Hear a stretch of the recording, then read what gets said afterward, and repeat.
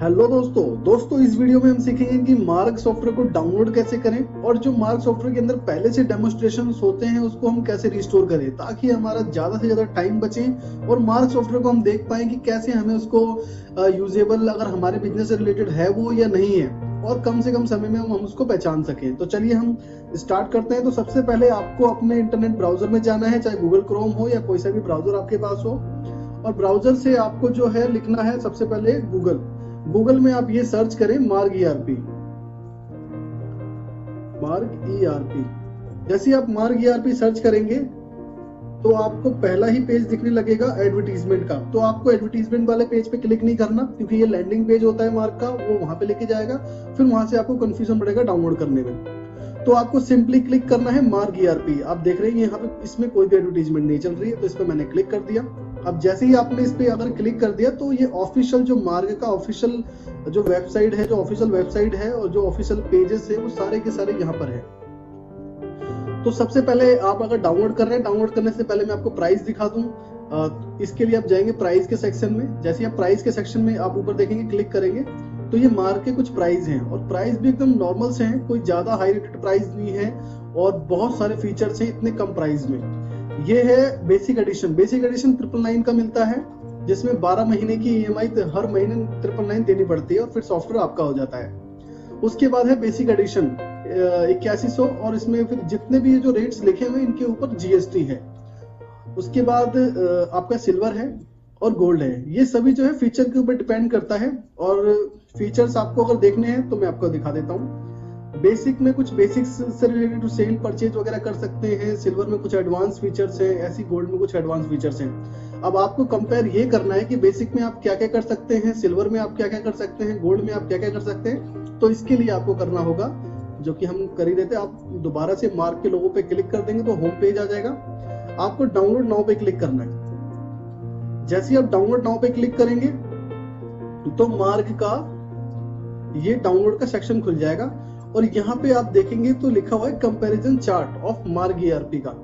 जैसे आप इस पे पहले क्लिक करना है आपको ये कंपेयर करने के लिए कि बेसिक में आपको क्या क्या देखने को मिलेगा और सिल्वर में क्या क्या आपको फीचर्स मिलेंगे और गोल्ड में क्या क्या मिलेंगे। तो देखिए ये सब कुछ दे रखा है कि लाइसेंस जो है सब मल्टी कंपनीज के लिए है। जो टिक लगे हुए हैं वो बेसिक के फीचर्स हैं और जहाँ पे सिल्वर पे टिक लगे वो सिल्वर के हैं और गोल्ड पे मैक्सिमम तो सभी पे टिक मिलेंगे आपको गोल्ड के ऊपर, क्योंकि गोल्ड एक लास्ट एडिशन है जिसमें सारे फीचर्स आपको मिलेंगे। तो इस तरीके से आप कंपेयर कर सकते हैं खरीदने से पहले कि आपको बेसिक लेना चाहिए, सिल्वर लेना चाहिए या गोल्ड लेना चाहिए। अब बात आ जाती है कि अब हम सॉफ्टवेयर को डाउनलोड कैसे करें, इंस्टॉल कैसे करें और देखें कैसे जो हमारे कंपनी से रिलेटेड उसमें है। तो दोबारा से ये आपने कंपैरिजन पे जैसे क्लिक किया था, आप इसको एक बार क्लिक करके डाउनलोड करके देख लीजिए। अब आपको सॉफ्टवेयर डाउनलोड करना है तो आप डाउनलोड नाउ पे डायरेक्टली क्लिक कर देंगे। जैसे डाउनलोड नाउ पे क्लिक कर देंगे तो एक ये छोटा सा फॉर्म खुल जाता है जिसमें आप जैसे ही नंबर डालते हैं अपना तो मार्ग के पास जो है ये क्वेरी पहुंच जाती है कि आपको सॉफ्टवेयर की नीड है और फिर मार्ग की तरफ से आपको कॉल आता है कि आपने ये इस तरह से कुछ क्वेरी की है, सॉफ्टवेयर को डाउनलोड किया है, आप परचेज करना चाहते हैं या कैसे आप डेमो वगैरह लेना चाहते हैं, तो वो आपको इस तरह से कॉल करेगी। तो देखिए जैसे ही मैं मार्ग का पहले से रजिस्टर्ड यूजर हूं तो ये ऑटोमेटिक मेरी वो डिटेल लेके आ जाएगा जो इनके पास रजिस्ट्रेशन के लिए मैंने दिया था लाइसेंस। तो जैसे आप इस पे क्लिक करेंगे, सबमिट करेंगे तो आपका सॉफ्टवेयर हो जाएगा डाउनलोड। अब जैसे ही डाउनलोड हो जाएगा तो लास्ट वाला पेज ये है कि पहले आपका डाउनलोड होगा, उसके बाद इंस्टॉल होगा, उसके बाद आप एंजॉय कर सकते हैं, मतलब कि उसको यूज कर सकते हैं। तो चलिए हम वेट करते हैं कि ये डाउनलोड का ऑप्शन कब तक आएगा। देखिए डाउनलोड आ गया है और डाउनलोड स्टार्ट भी हो चुका है।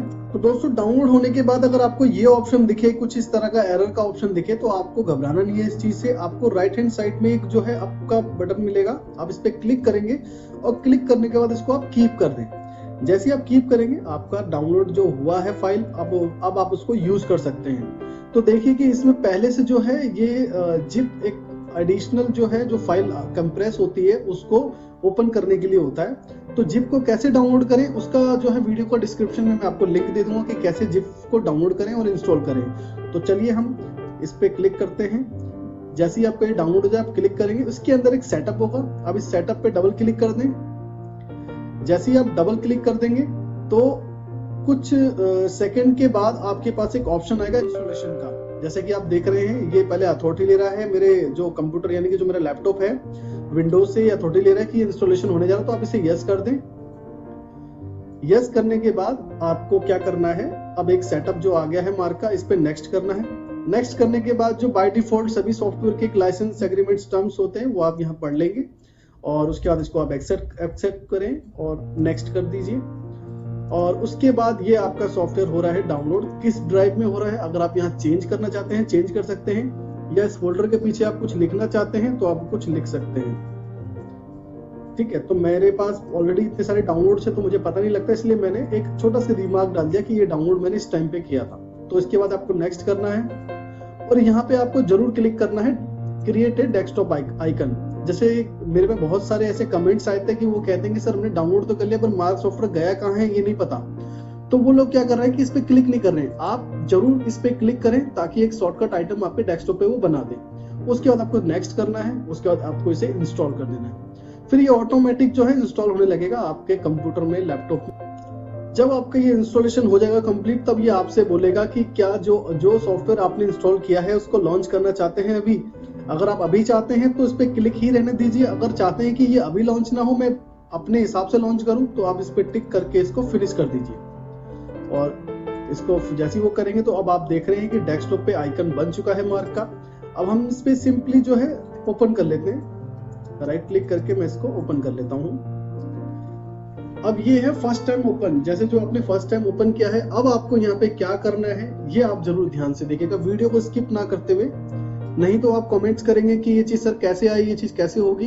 तो आप वीडियो अगर एक बार ध्यान से देख लेंगे कि कैसे इंस्टॉल करना है, कैसे कंपनी या डेमोन्स्ट्रेशंस आपको देखने हैं बाय डिफॉल्ट, वो आप इजीली देख पाएंगे। तो आप देख रहे हैं कि सबसे पहले ये जो है एक एरर बता रहा है कि जो आपका स्क्रीन का जो रेजुलेशन है वो अभी ये हो रखा है, लेकिन मार्क को ये चाहिए। तो इसका मतलब ये है कि जो मार्क सॉफ्टवेयर चलाने के लिए एक स्क्रीन का रेजुलेशन है, ये इफेक्ट करता है आपके प्रिंटर के ऊपर। अगर ये आप नहीं ठीक करेंगे तो प्रिंट आउट जो आप निकालेंगे वो आपका प्रिंट आउट कुछ लाइंस बाहर जाएगी, कुछ लाइंस अंदर आएगी, इस तरह से आपको देखने को मिलेगा।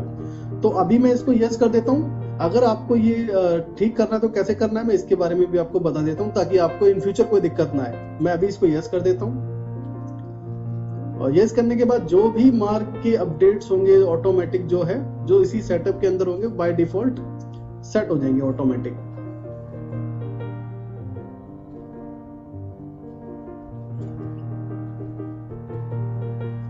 तो ये प्रॉपरली जो है इंस्टॉलेशन हो चुका है। अब हमको जो एक स्क्रीन रेजुलेशन का जो प्रॉब्लम हमें फेस हो रहा था वो कैसे रिजॉल्व करना है, आपको अपने डेस्कटॉप पे आना है और यहाँ पे आपको राइट क्लिक करके डिस्प्ले सेटिंग पे क्लिक करना है। जैसे आप डिस्प्ले सेटिंग पे क्लिक करेंगे तो उसने क्या रेजुलेशन आपसे मांगा था, 1366। तो आप क्या करेंगे, यहाँ पे आप क्लिक करेंगे डिस्प्ले रेजुलेशन पे। जो मार्क को जो चाहिए था वो ये चाहिए था 1366 बाय 768। तो आप अगर ये क्लिक कर देंगे तो आपको वो एरर शो नहीं होगा बिल्कुल भी। तो मैं अभी जो है इसको नहीं करता, मैं बाद में करूंगा। आप जो है इसको पहले ही कर लें ताकि आपको किसी चीज में प्रॉब्लम ना आए। तो चलिए हम आगे बढ़ते हैं। जब आपका ये सॉफ्टवेयर इंस्टॉलेशन हो जाएगा, जब सारी कंप्लीट आपका ये हो जाएगा, जब आप इसको ओपन करेंगे तो कुछ इस तरह का पोर्शन आपको दिखने लगेगा। अब यहाँ पे आप एंटर करेंगे तो आप सबसे पहले देख रहे हैं क्रिएट ए न्यू कंपनी। तो जैसे ही आप क्रिएट कंपनी पे क्लिक करेंगे तो ये आपसे एक फॉर्म भरवाएगा कंपनी का कि आपकी कंपनी का नाम क्या है, एड्रेस क्या है, अगर आपका ब्रांच कोड है तो ब्रांच कोड क्या है, वेबसाइट, ईमेल, जीएसटी नंबर, अगर आप फार्मा से रिलेटेड हो डीएल नंबर, मैन्युफैक्चरिंग लाइसेंस अगर आप एक मैन्युफैक्चरर हैं, तो इस सारी डिटेल्स आपको डालनी होती है इसमें, और उसके बाद आपको ये सेव कर देना होता है। इसमें जो मस्ट इंपॉर्टेंट है मैं आपको बता देता हूँ। यहाँ पे जो कंफ्यूज होते हैं इसलिए क्योंकि ये बिजनेस टाइप पे सोचते हैं कि यहाँ पे क्या चूज करना है। यहाँ पे वही चूज करना है जो आपका बिजनेस हो। अब सपोज कि आप फार्मेसी केमिस्ट शॉप है आपकी, तो केमिस्ट शॉप पे क्लिक करेंगे। आपका फार्मा डिस्ट्रीब्यूशन है, अगर फार्मा आप होलसेलर भी हैं तब भी यही चूज करेंगे, अगर एक होलसेलर है आप। और सुपरमार्केट अगर ग्रोसरी है तब भी आप ये चूज करेंगे, सुपरमार्केट है तब भी यही चूज करेंगे। और अगर आपका डिपार्टमेंटल स्टोर है या फिर आप अपनी जो एफएमसीजी प्रोडक्ट है जिसको एमआरपी वाइज मेंटेन करते हैं रिटेल में, वो उसके लिए भी आप यही क्लिक करेंगे। ये अकाउंटिंग है, जैसे आप सीए हैं, अकाउंटेंट है, तो आप इसको चूज करेंगे। ऑटोमोबाइल क्लियरली समझ में आ ही रहा है कि अगर आपका कोई भी ऑटोमोबाइल से रिलेटेड शॉप है तो आप यहाँ पे क्लिक करेंगे। अगर आपको कुछ भी समझ में नहीं आ रहा कि मैं यहाँ पे लूँ क्या, तो उसके लिए आप डायरेक्टली यहाँ पे क्लिक कर दें बिलिंग जनरल। बिलिंग जर्नल से क्या है, अंदर जब आप सॉफ्टवेयर के अंदर जब आप एंटर्ड होंगे तो वहाँ पे सारे आपको नॉर्मल फीचर्स दिखेंगे। अगर आप इनमें से कोई भी चूज करते हैं तो आपको इनसे रिलेटेड ही अंदर फीचर दिखेंगे। तो सपोज ये सारे बुक स्टोर के लिए है, ये एक्साइज डीलर के लिए है, ये एफएमसीजी डिस्ट्रीब्यूटर है, मतलब कि अगर आप कुरकुरे वगैरह ये जितने भी एफएमसीजी के प्रोडक्ट हैं, अगर होलसेलर भी हैं आप या डिस्ट्रीब्यूटर भी हैं तो आपको यही चूज करना है। गारमेंट्स हैं आप तो गारमेंट्स के लिए चूज करना है। ऐसे ही जो है ज्वेलरी, मोबाइल, फार्मा, रेस्टोरेंट, ये सारे के सारे दे रखे हैं। तो आपका बिजनेस किसी में भी हो आप चूज करने, अगर आपको फिर भी नहीं समझ में आ रहा कि मुझे क्या चूज करना है तो आप बिलिंग जर्नल को चूज कर लीजिए, जिससे आपको बहुत ईजी रहेगा। तो ये तो बात होगी कि नई कंपनी की। अब बात आती है कि ये तो हमने नई कंपनी बना दी, हमें अंदर बहुत कुछ बनाना पड़ेगा जब जाके हमें डेमोन्स्ट्रेशन दिखेगा। तो बेफिक्र रहिए, जहां पे हमने न्यू कंपनी लिया था यहाँ पे आपको न्यू कंपनी ना लेकर जो सेकंड नंबर पे आपको दिख रहा है रिस्टोर डिफॉल्ट डेमोन्स्ट्रेशंस, इस पे आपको एंटर करना है।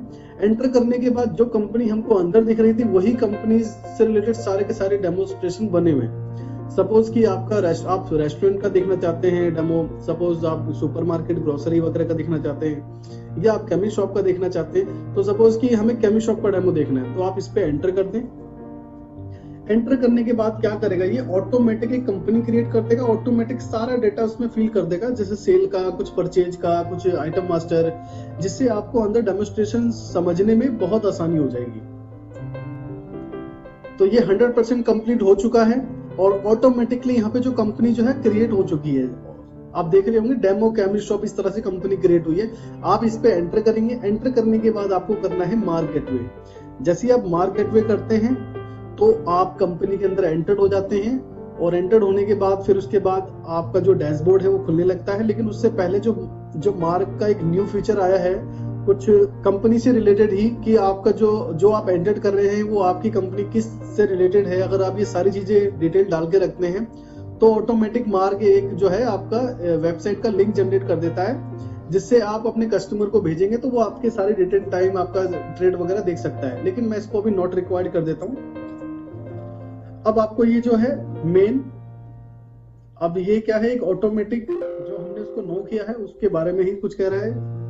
बैकअप पाथ के लिए अभी हम इसको नो कर देते हैं। ये ऑटोमेटिक बैकअप के लिए पूछ रहा था कि आप ऑटोमेटिक बैकअप लेना चाहते हैं तो उसका पाथ क्या रखना चाहते हैं, तो उसको मैंने नो कर दिया। ये आपका जो है डैशबोर्ड ओपन हो गया। तो आपको सबसे पहला मेनू दिखेगा। आप सबसे पहले मेनू मास्टर में जाके इन्वेंट्री मास्टर, और इन्वेंट्री मास्टर में आइटम मास्टर पे क्लिक करेंगे तो आपकी आइटम लिस्ट आपको दिख जाएगी, और यहाँ पर आप F2 बटन प्रेस करके नए आइटम को क्रिएट कर सकते हैं। ये नए आइटम की विंडोज ओपन हो गई। पहला ऑप्शन तो ये है। दूसरा ऑप्शन ये है कि आप अपने डैशबोर्ड के पास ही कंट्रोल आई का बटन प्रेस करते हैं तो डायरेक्टली आइटम मास्टर की लिस्ट ओपन हो जाती है। फिर यहाँ से आप F2 बटन प्रेस करके और इसे आप यस कर देंगे ताकि ये ऑटोमेटिक आपका आइटम कोड बनाए, तो आपका ये फॉर्म ओपन हो जाएगा। और फॉर्म में बहुत सिंपल सा प्रोसेस है कि जो भी आप आइटम बनाते हैं उस आइटम का नाम क्या है, अगर उसकी पैकिंग है तो उसकी पैकिंग का साइज क्या है, और यूनिट क्या है, केजी में बेचते हैं आप, पीसेस में बेचते हैं, या किसी भी यूनिट में बेचते हैं तो यूनिट बता देते हैं आप। उसके बाद अगर आप इसको जो आइटम आप सेल कर रहे हैं वो आइटम कौन सी कंपनी का है और उसका साल्ट क्या है, कैटेगरी क्या है, तो आप ये भी यहाँ पे बता सकते हैं। ये सभी चीज़ें ऑप्शनल है आपकी इन्वेंट्री को अच्छे से मेंटेन करने के लिए। उसके बाद आप नीचे के पोर्शन में अगर देखते हैं तो आपको टैक्स से रिलेटेड चीज़ें मिलती है कि जो भी आप इन्वेंट्री बना रहे हैं उसका टैक्स क्या है। उसके बाद आपको देखने को मिलता है रेट कि उसकी MRP क्या है, परचेज प्राइस क्या है आपका, और कॉस्ट ऑटोमेटिक ये कैलकुलेट कर लेता है जैसे भी आपकी परचेज होगी। उसके बाद सेल रेट के लिए भी 3 ऑप्शन यहाँ पे दिए हुए कि रेट A, B, C। उसके बाद आपको कन्वर्जन स्ट्रिप मिल जाता है। अगर आप जनरली कोई आइटम क्रिएट कर रहे हैं तो आपको इसकी रिक्वायरमेंट नहीं होगी। अगर आप फार्मा से रिलेटेड है तो ये कन्वर्जन स्ट्रिप आपको अच्छे से पता होगा। यहाँ पे आपके पास जो भी इन्वेंट्री है, जो भी आपके पास टैबलेट है, उसके अंदर जो भी जितनी भी टैबलेट है वो यहाँ पे आपको डालनी होती है। उसके बाद मोर ऑप्शन पे अगर आप देखेंगे तो मोर ऑप्शन पे आप ये भी लगा सकते हैं कि मिनिमम क्वांटिटी कितनी हो आपके पास, मैक्सिमम क्वांटिटी कितनी हो, और रीऑर्डर आपका कितनी क्वांटिटी पे बन जाए, और वॉल्यूम डिस्काउंट कितना देना चाहते हैं आप, ऑन क्वांटिटी कितना देना चाहते हैं, डिस्काउंट इस आइटम पे आप एप्लीकेबल रखना चाहते हैं या नहीं रखना चाहते, आइटम डिस्काउंट कितना देना चाहते हैं, ये परसेंटेज में है, कोई स्पेशल डिस्काउंट देना चाहते हैं, ऑन क्वांटिटी देना चाहते हैं, मैक्सिमम कितना डिस्काउंट देना चाहते हैं, परचेज प्राइस पे कितना डिस्काउंट आपको मिलता है। तो इतने सारे फीचर्स हैं, इसको यूज करके आप अपनी इन्वेंट्री को बहुत अच्छे से मेंटेन कर सकते हो। तो मैं एक इन्वेंट्री क्रिएट कर लेता हूँ। सपोज हमारे पास एक आइटम है सिपर बोतल, ये मैंने सिपर बोतल आइटम बना दिया। इसकी पैकिंग जो है 1:1 यानी एक ही आइटम है ये, और ये टैब नहीं है, ये पीसेस है और यहाँ पे भी पीसेस। अगर कोई एक ही यूनिट है आपके पास तो आप दोनों में एक डाल सकते हैं। अगर किसी और ट्रेड से हैं आप, अगर आपने फार्मा, जब कंपनी आपने बनाया होगा फार्मा चूज नहीं किया होगा, तो ये 2 यूनिट आपको यहाँ पे नहीं दिखेगी, आपको एक ही यूनिट दिखेगी। उसके बाद फास्ट सर्च में अगर डालना चाहे डाल सकते हैं आप, कलर भी आप नॉर्मल रख सकते हैं। उसके बाद कंपनी की, जो ये शिपर बॉटल है ये कौन सी कंपनी का है, तो आप यहाँ पे सिंपली कीबोर्ड से एन का बटन प्रेस करके उस कंपनी की लिस्ट को आप देख सकते हैं, या फिर आप माउस से यहाँ पे क्लिक करके नो पे क्लिक कर सकते हैं, तो जिससे आपको कंपनी की लिस्ट अपीयर हो जाएगी। और अगर आपकी कंपनी ऑलरेडी बनी हुई है तो आप उसे चूज कर सकते हैं। अगर आपकी वो कंपनी नहीं है इसमें, तो यहाँ पर भी आप F2 के साथ बना सकते हैं। जैसे कि ये मैंने बना दिया कि ABC कंपनी, और इस कंपनी का भी क्या सेल टैक्स है, क्या परचेज है, ये भी आप यहाँ पे पहले से ही बता सकते हैं। बट अब तो सब कुछ अलग अलग है, तो आप सिर्फ कंपनी का नाम बना लें और बाकी टैक्स आप नीचे बता दें। तो जैसे मैंने इसमें कंपनी क्रिएट करी, ऐसी साल्ट है। अगर आप साल्ट एन के बटन से सारे साल्ट आपको दिख जाएंगे, यदि नहीं है तो आप F2 करके बना सकते हैं। इसी तरह से कैटेगरी है और इसी तरह से HSN है। अगर HSN आपका है तो आप ले सकते हैं, नहीं है तो आप F2 करके बना सकते हैं। और जो भी HSN के अंदर आप टैक्स डालेंगे वो ऑटोमेटिक यहाँ पे आ जाएगा, आपको मैनुअल डालने की जरूरत भी नहीं पड़ेगी। उसके बाद आप यहाँ पे MRP डाल देंगे, जो भी आपका परचेज प्राइस है। कॉस्ट ऑटोमेटिक आपकी कैलकुलेट हो जाती है, और सेल रेट आप यहाँ पे डाल सकते हैं कि आप कितने में इसको सेल करना चाहते हैं। उसके बाद अगर आपका कोई स्पेशल ऑफर है कि आप इस बाय डिफॉल्ट डिस्काउंट रखना चाहते हैं इसके ऊपर 10% का, जब भी इस आइटम को सेल करें।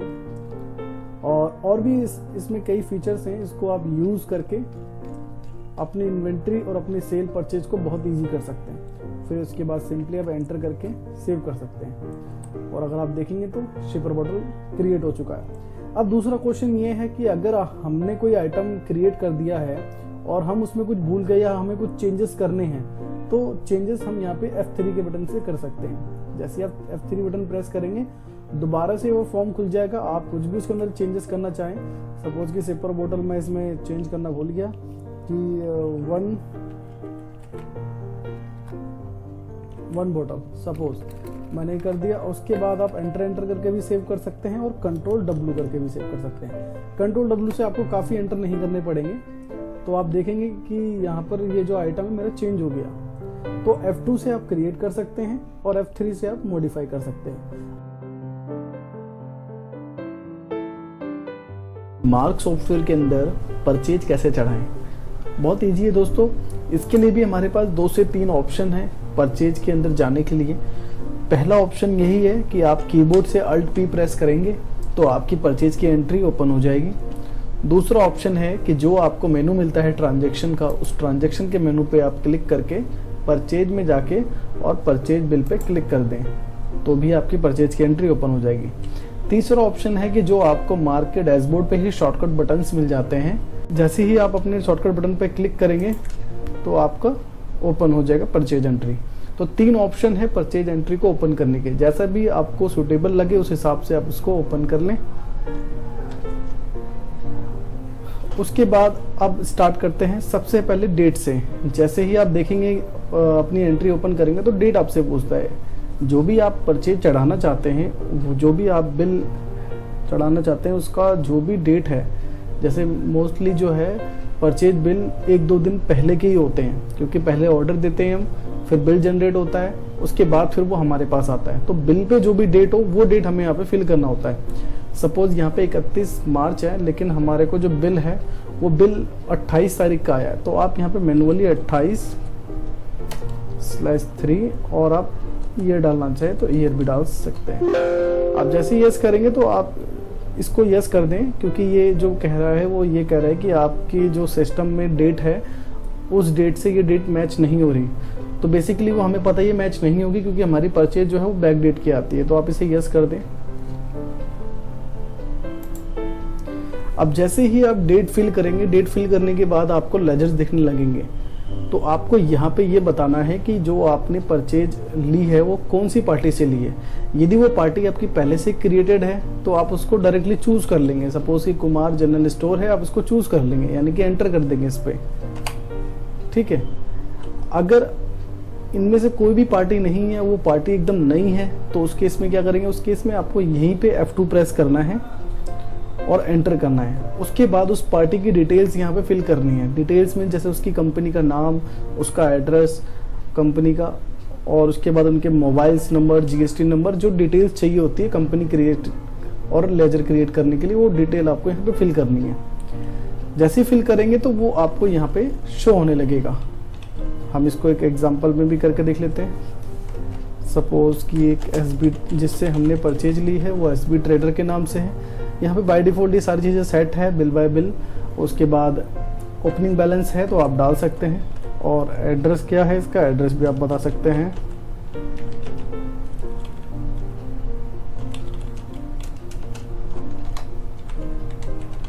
एड्रेस भरने के लिए हमारे पास 3 लाइन है। अगर किसी का एड्रेस बड़ा है तो आप इन तीनों लाइन को यूज़ कर सकते हैं। उसके बाद पिन कोड डालना चाहें, पेमेंट होल्ड, यस और नो, ये तो नो ही करेंगे आप शुरुआत में। उसके बाद ईमेल, वेबसाइट, ये सारी चीज़ें ऑप्शनल है। अगर आपके पास है तो आप डाल सकते हैं, नहीं है तो कोई मैंडेटरी चीज़ें नहीं है। उसके बाद आप अपने फ़ोन नंबर, मोबाइल नंबर डालना चाहें इनके तो डाल सकते हैं। फिर उसके बाद आपको इनका GST नंबर डालना है यदि है। अगर कोई और भी लाइसेंस है, जैसे फूड लाइसेंस या कोई भी इस तरह का लाइसेंस है, आप वो नीचे फिल कर सकते हैं। उसके बाद नीचे कोई ज़्यादा ऑप्शन नहीं है, सारी चीज़ें बाय डिफ़ॉल्ट सेट है। आप बस एंटर करके इसको सेव कर दें। जैसे ही आप लास्ट एंटर करेंगे तो एक डिटेल और खुल जाती है, पार्टी लेजर अदर डिटेल की। इसमें आप ये सेट कर सकते हैं कि इस पार्टी को कितना डिस्काउंट देना है, इस पार्टी की पेमेंट डे कब आती है, इस पार्टी को क्रेडिट लिमिट कितनी देनी है। तो ये चीज़ें आप यहाँ पे सेट कर सकते हैं। अगर आप चाहते कि नहीं अभी ये करना चाहते तो आप इसको स्किप कर देंगे, और जैसे ही आप स्किप करेंगे तो देखेंगे कि SB ट्रेडर की अगर और भी डिटेल डालनी है, जैसे बैंक डिटेल वगैरह, तो ये ऑप्शन खुल गया, ये भी हमें नहीं डालना, तो इसे भी आप स्किप कर दें। अब देखेंगे कि पहले हमारे पास 4 पार्टी आ रही थी, लेकिन अब ये 5वीं पार्टी आ गई। तो अब इस तो बहुत ईजी है नई पार्टी क्रिएट करना, तो आप आराम से क्रिएट कर सकते हैं। अगर आपको कहीं पे भी कंफ्यूजिंग हो जाए कि ये नया कैसे क्रिएट करना है या कोई क्रिएटेड है उसको मॉडिफाई कैसे करना है, तो आप बॉटम साइड में देखें, यहाँ पे लिखा हुआ है कि F2 से आप नया क्रिएट कर सकते हैं, F3 से मॉडिफाई कर सकते हैं, F4 से लेजर की डिटेल देख सकते हैं। तो इस तरह से यहाँ पर भी इन चीज़ों को देखकर आप कर सकते हैं काम। अब जैसे ही आपने पार्टी चूज कर ली, ये एंट्री नंबर है, ये बाय डिफॉल्ट जो है परचेज के उस पर चल रही है कि सिस्टम में अब ये तीसरी एंट्री चढ़ने जा रही है। उसके बाद है पार्टी नंबर। पार्टी नंबर में आपको क्या है, पार्टी ने जो भी आपको इनवॉइस नंबर दिया है वो डालना होता है। अब पार्टी ने सपोज मुझे ये इनवॉइस नंबर दिया है। उसके बाद अब ये कह रहा है कि ये जो सप्लायर है, इस सप्लायर को आपने टैक्स पे किया है या नहीं किया है। ये इसलिए पूछ रहा है क्योंकि हमने जब इसकी पार्टी बनाई तो इसमें हमने GST नंबर नहीं डाला। जिसमें आप GST नंबर नहीं डालेंगे सिर्फ ये उसी में पूछेगा। तो मैंने इसको टैक्स पे किया है, मैं इसे यस कर देता हूँ। उसके बाद आपने क्या क्या प्रोडक्ट लिए हैं इनसे आप यहाँ पे बता देंगे। सपोज कि कुरकुरे 100 रुपये MRP वाले। अब जैसे आपका यहाँ पे क्वेश्चन होगा कि आप अगर फार्मा से हैं तो यहाँ पे बैच और एक्सपायरी का कैसे डालें, अगर आप गारमेंट से हैं तो इसमें साइज़ कैसे डालें। तो देखिए, जब आप अपनी कंपनी क्रिएट करते हैं मार्क सॉफ्टवेयर के अंदर, तो वहीं पे आप चूज़ कर लेते हैं कंपनी स्ट्रक्चर, वर्किंग स्ट्रक्चर को पहले से ही सिलेक्ट कर लेते हैं। उसके हिसाब से सॉफ्टवेयर के अंदर आपको ऑटोमेटिक सारी चीज़ें सेट हो जाती है। तो मैंने जो ले रखा है वो FMCG ले रखा है, इस वजह से मेरे को MRP वाइज दिखा रहा है। और जहाँ पे मुझे ये MRP डालने के लिए कह रहा है, अगर आपने फार्मा चूज़ किया होगा तो आपको यहाँ पे बैच और एक्सपायरी डालने के लिए पूछेगा। अगर आपने गारमेंट चूज़ कर रखा है वहाँ पे तो आपको ये साइज़ डालने के लिए पूछेगा, साइज़, आर्टिकल्स, कलर्स, इस तरह की चीज़ें। तो जो भी आप ट्रेड को चूज़ करेंगे कंपनी बनाने के टाइम पर ही, तो उसके हिसाब से ही अंदर आपको सभी चीज़ों का सेटअप मिलेगा। तो आप जैसे कि मैं यहाँ MRP डाल देता हूँ कि 100 रुपये का ही है और 250 इसका स्टॉक परचेज किया है और 40 की जगह मुझे ये 39 रुपये में मिला है। उसके बाद आपको MRP डिटेल विंडो दिखती है। अगर आप यहाँ पे टैक्स चेंज करना चाहें या डील्स आपको किस में मिलती है या आप अपना सेल रेट यहाँ पे डालना चाहें तो डाल सकते हैं। उसके बाद अब यहाँ पे क्वेश्चन है कि जो ऑलरेडी आइटम्स क्रिएटेड हैं वो तो हमने चूज़ कर लिए, सपोज कोई नया आइटम आया तो उसको कैसे चढ़ाएं। तो उसके लिए भी आपको यहाँ पे क्या है, F2 करना है। F2 करना है आपको अपनी आइटम की विंडो के अंदर ही। अगर आप यहाँ पे F2 करते हैं तो देखिए कुछ और ही हो जाएगा, यानी कि नई सेल एंट्री पे ले जा रही है। तो आपको क्या करना है, आपको एंटर करना है। जब आपकी आइटम की विंडो खुल जाएगी, ये कैसे पहचानेंगे आप, यहाँ पे आपका आइटम लिखा होगा, ये आइटम की विंडो ओपन होगी। अब यहाँ पे मैं F2 करता हूँ और मेरे पास सपोज कि कोई नया आइटम आया है, मेरे पास चिप्स आए हैं। आप आइटम का नाम डाल देंगे। अगर आप रैक वाइज मेंटेन करते हैं तो आप रैक डाल सकते हैं।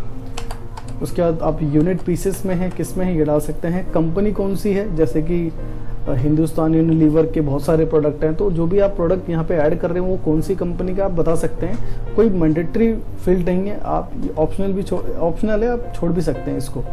उसके बाद आप HSN वगैरह डालकर MRP अगर यहाँ पे डालना चाहें तो डाल सकते हैं। परचेज रेट डाल सकते हैं आप अपना, और सेल रेट भी डाल सकते हैं यहाँ पे।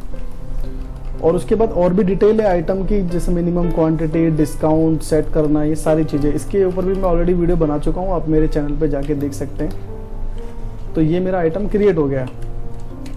अब आपने देखा मैंने इंस्टेंटली यहीं पे आइटम क्रिएट किया है और इंस्टेंटली मैं यहीं पे इसकी परचेज की एंट्री कर देता हूँ। तो जिससे क्या है, आपका टाइम बहुत बचेगा। अब जब आपके सारे के सारे आइटम ऐड हो जाएं, यानी कि यहाँ पर जो भी आपने परचेज लिए, जितनी क्वांटिटी की, जितने रेट की, जब वो आपके एंटर्ड हो जाएं, तो इस बिल को सेव कैसे करना है। इस बिल को सेव करना है एकदम लास्ट लाइन, यानी कि सबसे लास्ट लाइन में ये लाइन आपकी ब्लैक हो जाएगी, उसमें आपको Ctrl W करना है। उसके बाद अगर आपको ये डिस्काउंट आया है तो आप यहाँ पे डिस्काउंट बता सकते हैं। यदि डिस्काउंट नहीं है तो आप इस पे एंटर करके इसको आगे बढ़ सकते हैं। जैसे ही आप एंटर करेंगे तो आपको देखिए एक ऑप्शन मिलेगा, वांट टू चेक। अगर आपका बैलेंस मैच नहीं कर रहा आपके बिल से, इस बिल के अमाउंट का, तो आप उसको रीवेरीफाई करें कि जो आपने टैक्स डाला है वो टैक्स तो कहीं गलत नहीं डल गया जिस वजह से आपका अमाउंट मिसमैच हो रहा है। या फिर आप अपने रेट चेक करें कि जो आपको रेट मिला है उसमें तो कहीं आपने कोई मिसमैच नहीं कर दिया। यदि आपकी सारी चीज़ें ओके हैं तो आप इसको नो कर दीजिए। जैसे ही नो करेंगे आप एंटर, और उसके बाद अगर आपने इस पार्टी को कैश पेड किया है तो आप यहाँ पे उस अमाउंट को टाइप कर देंगे, नहीं किया तो आप डायरेक्टली इसको एंटर करके सेव कर देंगे। अब ये परचेज जो है सेव हो चुकी है। स्केप करेंगे। अब मैं आपको दिखा भी देता हूँ। मैं जैसे स्टॉक में जाता हूँ, करंट स्टॉक, तो आप देखेंगे कि यहाँ पे स्टॉक ऐड हो चुका है। और मैंने एक आइटम जो बनाया था चिप्स 250 ग्राम, 50 स्टॉक इसका भी आया था, ये भी ऐड हो चुका है। आई होप आपको बहुत अच्छे से समझ में आया होगा कि सेल की एंट्री कैसे करें। तो चलिए स्टार्ट करते हैं। अब सेल की एंट्री करने के लिए आपके पास 3 से 4 ऑप्शन हैं। आप उन 3 से 4 ऑप्शन को यूज करके अपनी सेल की एंट्री को ओपन कर सकते हैं। पहला ऑप्शन है कि आप अपने कीबोर्ड से Alt+N का बटन प्रेस करेंगे। जैसे ही आप अपने कीबोर्ड से Alt+N का बटन प्रेस करेंगे तो आपकी सेल की एंट्री ओपन हो जाएगी। दूसरा ऑप्शन है कि जो आपको मेनूज दिखते हैं उसमें आपको एक ट्रांजैक्शन का मेनू दिखेगा। यहाँ पे आप सेल के स्लैब में जाके आप बिल पे क्लिक कर देंगे। जैसे ही बिल पे क्लिक करेंगे तो आपकी सेल की एंट्री ओपन हो जाएगी। और तीसरा ऑप्शन है, आपको मार्क के डैशबोर्ड पे ही एक शॉर्टकट बटन्स मिल जाते हैं। आप यहाँ पर अपने जो ट्रांजैक्शन के अंदर सेल है उसको आप बाहर लगा सकते हैं, इसके लिए ऑलरेडी मैंने एक वीडियो बनाई हुई है, मैं आपको डिस्क्रिप्शन बॉक्स में दे दूंगा। आप जैसे ही इस पर क्लिक करेंगे तो आपकी सेल की एंट्री ओपन हो जाएगी। तो ये 3 ऑप्शन है अपनी सेल की एंट्रीज को ओपन करने के लिए। तो आपको जैसा भी सूटेबल हो आप वैसे ही ओपन कर लें। उसके बाद सबसे पहला जो क्वेश्चन है इसमें, जब आप एंट्री ओपन करेंगे तो डेट ऑटोमेटिक जो है चलती रहती है, ठीक है। तो जो भी आपकी करंट डेट होगी वो करंट डेट आपकी यहाँ पे ऑटोमेटिक आपके कंप्यूटर के डेट के हिसाब से फिल हो जाएगी। आप उस पर एंटर करेंगे। जब आप एंटर करेंगे तो आपको दिखेगी कि जो आप सेल करना चाहते हैं वो किस लेजर को सेल करना चाहते हैं, मतलब किस पार्टी को सेल करना चाहते हैं। अगर सेल करना चाहते हैं तो अगर आपकी पार्टीज बनी हुई है ऑलरेडी तो आप उसे चूज कर लेंगे, यानी कि उस पर एंटर कर देंगे। सपोज कि अगर आपकी पार्टी यहाँ पर नहीं है तो आप यहाँ पे क्या करेंगे, अगर आपकी पार्टी नहीं है तो आप यहाँ पे सिंपली F2 प्रेस कर देंगे और उसके बाद आप एंटर करके उसकी सारी डिटेल फिल कर देंगे, जैसे उसकी फर्म का नेम, एड्रेस, GST नंबर, ये सारी चीज़ें फिल करके आप जैसे ही सेव करेंगे तो वो पार्टी आपको यहाँ पे दिखने लगेगी। तो आप इंस्टेंटली यहीं पे लेजर बना सकते हैं जिससे आपका टाइम भी बच जाए। तो अब मैं चूज़ कर लेता हूँ, जैसे मुझे अग्रवाल ट्रेडर्स को बिल करना है। उसके बाद है बिल नंबर। बिल नंबर आपका ऑटोमेटिक चलता है। उसके बाद है MR। अगर फार्मा में बात करें तो MR जो है सेल्समैन ही होता है। अगर आप किसी अदर ट्रेड से हैं, कोई और आपका बिजनेस है, तो ये जो MR है, MR का मतलब सेल्समैन ही है। अगर सेल्समैन वाइज आप बिलिंग करते हैं तो आप यहाँ पे उसको डाल सकते हैं। उसके बाद जैसे ही आप इस पर एंटर करेंगे तो आपका जो ये प्रोडक्ट के पोर्शन पे पहुंच जाएगा और आप यहाँ पे बताएंगे कि क्या आप प्रोडक्ट इनको सेल करना चाहते हैं। तो आपके जितने भी प्रोडक्ट हैं आप जो भी सेल करना चाहते हो आप सर्च करना स्टार्ट कर दो। अब जैसे ही सर्च किया आपने, अब सपोज कि कुरकुरे मुझे इसे 50 पीस बेचने हैं 15 रुपए के हिसाब से। देखिए इसमें अलर्ट भी आता है, अगर आप कोई ऐसा प्रोडक्ट सेल कर रहे हैं किसी ऐसे रेट में जो आपकी परचेजिंग से भी क्या है नीचे है, तो ये आपको बता देगा कि आपका ये लॉस है। तो आप उसके हिसाब से एक्शन ले सकते हैं कि आपको ये कितने में बेचना है। अब जैसे ही आप एक ऑप्शन देख रहे होंगे कि मैंने जैसे इस पे रेट डाला, दोबारा से मैं एक रेट डाल देता हूँ और जैसे ही रेट डालो तो एक ऑप्शन इनेबल हो जाता है यहाँ पे कि रेट चेंज स्टोरिंग। इसमें क्या है कि जो आपकी पार्टी है, जैसे ये अग्रवाल ट्रेडर्स हैं जिनको मैं बिल कर रहा हूँ, अब मैं अगर चाहता हूँ कि अग्रवाल ट्रेडर को कुरकुरे का रेट 46 रुपये का ही जाए जब भी मैं इसको बिल करूँ, तो आप इसके लिए पार्टी स्पेशल पे एंटर कर देंगे। जैसे ही आप इस पे एंटर कर देंगे, कभी भी आप अग्रवाल ट्रेडर का बिल बनाएंगे तो ऑटोमेटिक इसको 46 रुपये का ही रेट जाएगा। और ऐसे ही अगर आपने सभी पार्टियों को अलग अलग कर रखा है, किसी को 45, किसी को 44, तो जब भी आप सेल करेंगे तो आपको ध्यान नहीं रखना पड़ेगा कि इसको कितना रेट देना है, इसको कितना रेट देना है। तो ये बहुत अच्छा फीचर है कि वन टाइम ही आपको पार्टी स्पेशल कर देना है और सेकंड टाइम पे आपको बिल्कुल भी याद नहीं करना। तो जैसे ही मैंने ये एक आइटम ले लिया, ऐसे ही आपके जितने भी आइटम हैं आप सभी आइटमों को चूज कर लेंगे कि कितने का सेल करना है। और ऐसे ही अगर और भी आइटम है तो आप उसको चूज कर लें। जब आपके आइटम कंप्लीट हो जाएं, अब आपको बिल सेव करना है, तो आपकी जो ये लाइन है ब्लैक है, आप इस चीज़ का ध्यान रखें। उसके बाद Ctrl+W प्रेस करें अपने कीबोर्ड से और Ctrl+W प्रेस करते के साथ ही ये डिस्काउंट पे आ जाएगा, बिल डिस्काउंट पे। अगर आप बिल डिस्काउंट देना चाहते हैं तो आप डाल सकते हैं यहाँ पे, नहीं देना चाहते तो आप एंटर कर देंगे। और उसके बाद अगर इस अग्रवाल ट्रेडर ने आपको कुछ कैश दिया है तो आप यहाँ पे एंटर कर देंगे, यदि नहीं दिया तो आप खाली छोड़कर इसको सेव कर देंगे। उसके बाद एडजस्टमेंट पूछता है कि जो भी इसका बैलेंस चल रहा है उससे इसको एडजस्टमेंट करना है, इसको आप नो ही कर दीजिए। अब जैसे ही आपका जो बिल क्रिएट हो गया है, अब इसका प्रिंट आउट करना है आपको। तो आप देख रहे होंगे यहाँ पे 1 2 3, अगर आपको इसका 3 प्रिंट आउट चाहिए तो अपने 3 नंबर टाइप कर देंगे तो आपके 3 प्रिंट आउट निकल कर आ जाएंगे। अगर आप चाहते हैं कि मैं प्रिंट आउट निकालने से पहले इसको देखना चाहता हूं तो आप यहाँ पे कीबोर्ड से F का बटन प्रेस कर देंगे। जैसे ही आप F का बटन प्रेस करेंगे तो जो भी आपका प्रिंट निकलने वाला है उससे पहले आपको उसका प्रीव्यू दिख जाएगा कि किस तरह से आप उसको देख पाएंगे। तो आप यहाँ पे क्लियरली देख लें।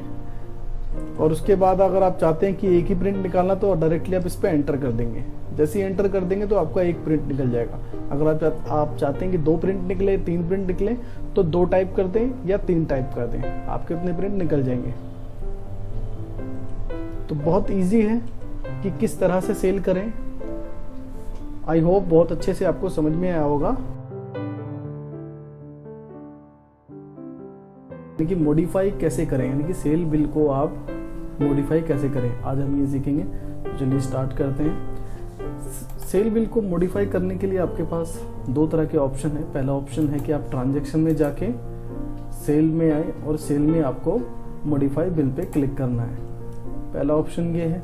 दूसरा ऑप्शन आपका कीबोर्ड से है कि आप ऑल्ट एम का बटन दबाएं और डायरेक्टली वो विंडो अपीयर हो जाएगी और आप यहाँ पे बता सकते हैं। तो जैसे अगर आपको आपके सेल बिल का नंबर याद है तो आप डायरेक्टली सेल बिल नंबर डाल सकते हैं। अगर आपको सेल बिल नंबर याद नहीं है तो आप यहाँ पे जैसे स्पेस का बटन प्रेस करेंगे तो वो बिल जो था आपका वो दिसंबर, नवंबर, अक्टूबर, आज का है, कल का है, परसों का है, 7 दिन पहले का है, महीने का है, तो आप यहाँ पे ऐसे बता सकते हैं। यदि आपको कस्टम यानी आप अपने हिसाब से डेट वाइज निकालना चाहते हैं तो आप यहाँ पे डेट वाइज कर सकते हैं। और यदि आप सभी बिलों को देखना चाहते हैं यहाँ पे ए बटन प्रेस कर दें, जो कि बाय डिफॉल्ट ऑल टाइम यहाँ पे रहता ही है। तो ये मैंने आपको जो बताया, और भी एडिशनल फीचर्स हैं। अगर आप किसी बिल को ढूंढ रहे हैं ऑल टाइम में आपके सभी बिल आ जाते हैं। अगर आप चाहते हैं कि कोई स्पेसिफिक बिल निकल कर आए जिसको आप मॉडिफाई करना चाहते हैं तो बहुत सारे ऑप्शन हैं। वो बिल आपने आज बनाया होगा, कल बनाया होगा, परसों बनाया होगा, नरसों बनाया होगा, 1 हफ्ते पहले बनाया होगा, या 1 हफ्ते या 14 दिन पहले बनाया होगा, या महीने भर पहले बनाया होगा। तो सारे के सारे यहाँ पे डिफॉल्ट है, आप सिलेक्ट करेंगे। जैसे मुझे कल का सिलेक्ट करना है तो ये मुझे कल की एंट्रीज दिखाएगा। तो आई होप ये आप समझ गए होंगे कि आप अपने अकॉर्डिंग आप निकाल सकें इसको। तो मैं इसको एंटर करता हूँ। अब यहाँ पे मेरे कुछ बिल बने हुए हैं। सपोज कि ये जो दिल्ली की पार्टी है यानी कि दिल्ली ट्रेडिंग कंपनी है, इसका बिल मुझे मॉडिफाई करना है। आप किसी का भी बिल मॉडिफाई करें, आप उसी पार्टी यानी कि उसी बिल पे आप एंटर करें। जैसे ही आप एंटर करेंगे तो आप देखेंगे मिडिल साइड में देखिए आपको कुछ बटन्स अपीयर हो जाते हैं, जैसे नेक्स्ट से यानी कि अगर इसके कोई अगला बिल होगा जो उसके नीचे होगा वो अपने आप आ जाएगा। और मॉडिफाई से जो भी इसके अंदर item, quantity, rate, MRP, date, party, ये सारी चीज़ें आप मॉडिफाई कर सकते हो। प्रिंट से आप दोबारा प्रिंट ले सकते हो। डिलीट से ये बिल डिलीट हो जाएगा आपका। कैंसिल से आपका ये बिल जो है नंबर यही रहेगा और ये बिल कैंसिल हो जाएगा। व्यू से आप व्यू करके देख सकते हैं। जैसे कि अभी हमारे पास एक ही आइटम है तो हम तो वैसे व्यू कर सकते हैं। सपोज कि अगर आपके एक ही बिल में 27-28 तरीके के अलग अलग आइटम्स गए हैं तो उसको अगर व्यू करना है तो आप इस पर क्लिक करके व्यू कर सकते हो। अमेंडमेंट करना है, कुछ अमेंडमेंट कर सकते हो। डिटेल्स देखनी है, ईमेल देखना है या ईमेल करना है आपको पार्टी को तो ईमेल कर सकते हो, एग्जिट कर सकते हो। प्रीवियस यानी कि जो इससे पहले का बिल है, क्लिक करेंगे तो इससे पहले का बिल आ जाएगा। अब हमारा यहाँ क्वेश्चन ये है कि अगर हम चाहते हैं कि हम क्वांटिटी चेंज करें या रेट चेंज करें या हम डेट चेंज करें या हम और भी इसमें आइटम एंटर करें, तो उसके लिए हमें करना होगा मॉडिफाई पे क्लिक। ठीक है, मॉडिफाई पे क्लिक किया। ये बता रहा है कि ऑलरेडी मतलब 10,000 रुपये इनके क्रेडिट हो चुके हैं। तो अगर किसी बिल के अगेंस्ट में आपने अगर अपने पेमेंट ली होगी तो वो भी आपको यहाँ पे एक मैसेज दिखा देगा कि आपने इतने पैसे ले रखे हैं। तो आप इसे ओके कर दें नॉर्मली। अब सबसे पहले पोर्शन पे रुकता है ये पार्टी के। अगर पार्टी चेंज करना है, स्पेस का बटन दबा के आप पार्टी चूज कर सकते हैं। उसके बाद है डेट कि अगर सपोज कि ये डेट जो है 31 में कट गया बट ये बिल आपका 30 तारीख में जाना था, 30 तारीख का कटना था, तो आपने 30 तारीख का इसको कर लिया। उसके बाद बिल नंबर आपका अगर चेंज करना है, बिल नंबर चेंज कर सकते हैं। एमआर अगर डालना चाहते हैं एमआर डाल सकते हैं। अगर कोई रेट लोड करना चाहते हैं, सपोज कि ये रेट जो है आपका ए में बिल हो गया लेकिन आप इन सभी को एमआरपी में बिलिंग करना चाहते हो तो आप इसे यस करके यहाँ पे आपके सभी रेट आ जाते हैं कि आप एमआरपी में बिल करना चाहते हो या अपनी कॉस्ट टू कॉस्ट परचेज करना चाहते हैं। तो जैसा भी आप करना चाहें तो ये भी आप कर सकते हैं। उसके बाद सपोज कि मैंने इस पर एंटर किया कि ये 200 क्वान्टिटी नहीं 250 क्वान्टिटी जानी है, 50 का रेट नहीं 55 का रेट जाना है। उसके बाद मुझे अगर और भी आइटम ऐड करने, जैसे मुझे इसमें चिप्स भी ऐड करने थे बट मैं करना भूल गया, और मुझे लेस भी ऐड करने हैं तो मैं लेस भी ऐड कर लेता हूँ। तो मैंने जो आइटम मतलब जो भी मुझे करेक्शन करनी थी, चाहे क्वांटिटी की हो, एमआरपी की हो या आपके पार्टी की हो या डेट की हो, मतलब कि कोई भी करेक्शन आप कर सकते हैं बिल जनरेट करने के बाद में। और इस बिल को फिर सेव करना है आपको। नॉर्मली जब आप सेल बिल की एंट्री करते हैं और लास्ट के पोर्शन पे यानी खाली लाइन पे आप कंट्रोल W या एंड का बटन दबा के इसको सेव कर सकते हैं। अगर आप कोई डिस्काउंट देना चाहते हैं डिस्काउंट दे सकते हैं। और जैसे ही सेव करेंगे तो आपको दिख भी जाएगा कि पहले जो इनका बिल था यानी रेड कलर में जो आपको शो कर रहा है 12,600 का था, बट अब इसका बिल जो है वो 16,884 रुपये का हो चुका है। तो आप इसको, और एक पोर्शन पे रुका हुआ ये कैश रिसीव, यानी कि अगर इस बिल के अगेंस्ट में कोई कैश रिसीव हुई है आपको तो आप यहाँ पे उसका अमाउंट डाल सकते हैं, नहीं है तो अदरवाइज इसको आप खाली छोड़कर एंटर करके सेव कर दें। तो देखा आपने कि कितना आसान है बिल को मॉडिफाई करना, चाहे बिल के अंदर आपको क्वांटिटी, रेट, MRP या आपको पार्टी, डेट आपको या आइटम कुछ भी अगर चेंज करना है तो आप कर सकते हैं इजीली। आई होप आपको बहुत अच्छे से समझ में आया होगा। परचेज को मॉडिफाई कैसे करें, या उसके अंदर अगर कोई आइटम एक्स्ट्रा डल गए हैं या कोई अमाउंट गलत हो गया आपसे या XYZ कुछ भी एंट्रीज आपके जो है उसमें कुछ भी करेक्शन अगर करनी है, चेंजेस अगर करने हैं तो उसको कैसे करें, आज हम सीखेंगे इसी चीज़ के लिए। तो चलिए शुरू करते हैं। इसके लिए आपके पास जो है आपको जाना है ट्रांजैक्शन में आपको जाना है परचेज, और परचेज में आपको ऑप्शन मिलेगा मॉडिफाई बिल। जैसे ही आप मॉडिफाई बिल पे क्लिक करेंगे तो आपको अगर बिल नंबर याद है, यानी कि जो भी आपने परचेज चढ़ाई है अगर उसका बिल नंबर याद है तो आप डायरेक्टली टाइप कर सकते हैं। यदि आपको बिल नंबर याद नहीं है तो आप कस्टम पे आके डेट डाल सकते हो कि वो कौन सी तारीख से कौन सी तारीख तक का बिल है, या फिर आप जो आपने परचेज चढ़ाया है वो आज का है, कल का है, या लास्ट वर्किंग डेट का है, या वीक का है, या ऐसे है, मतलब 7 दिन पहले। अगर आपको इसमें से चूज करना है आप इसमें से चूज कर सकते हैं, या फिर आप A प्रेस कर दें यहाँ पे ऑल टाइम, मतलब आपने वो परचेज कभी भी चढ़ाया हो और कोई सी भी डेट में चढ़ाया हो तो ऑल टाइम आप कर दो और एंटर करके इसको अब आ जाओ। अब यहाँ पे जितनी भी आपकी परचेज चढ़ी हुई होगी वो सारी की सारी परचेज आ जाएगी। अब आप कौन सी परचेज को मॉडिफाई करना चाहते हैं उसको इंडिविजुअली जाके सिलेक्ट कर लें, उसके बाद आप इस पे एंटर करें। सपोज कि मैं ये SB ट्रेडर पे एंटर कर देता हूँ क्योंकि मुझे इसका चेंज करना है। अब जैसे ही आप इस पे एंटर करोगे तो आप देखेंगे मिडल साइड में नेक्स्ट है कुछ बटन्स आपको दिखने लगते हैं। Next, modify, print, delete, cancel, view, amendment, detail, कुछ इस तरह के ऑप्शन दिखते हैं। अब हमारा क्वेश्चन क्या है, अगर हमें मॉडिफाई करना है, मतलब इसके अंदर अगर आइटम बढ़ाने हैं या किसी आइटम का रेट गलत हो गया है या किसी आइटम की क्वांटिटी गलत हो गई है या फिर GST मैच नहीं है आपका, या XYZ कुछ भी इसके अंदर की करेक्शंस आपको करनी है तो आप मॉडिफाई पे एंटर करेंगे।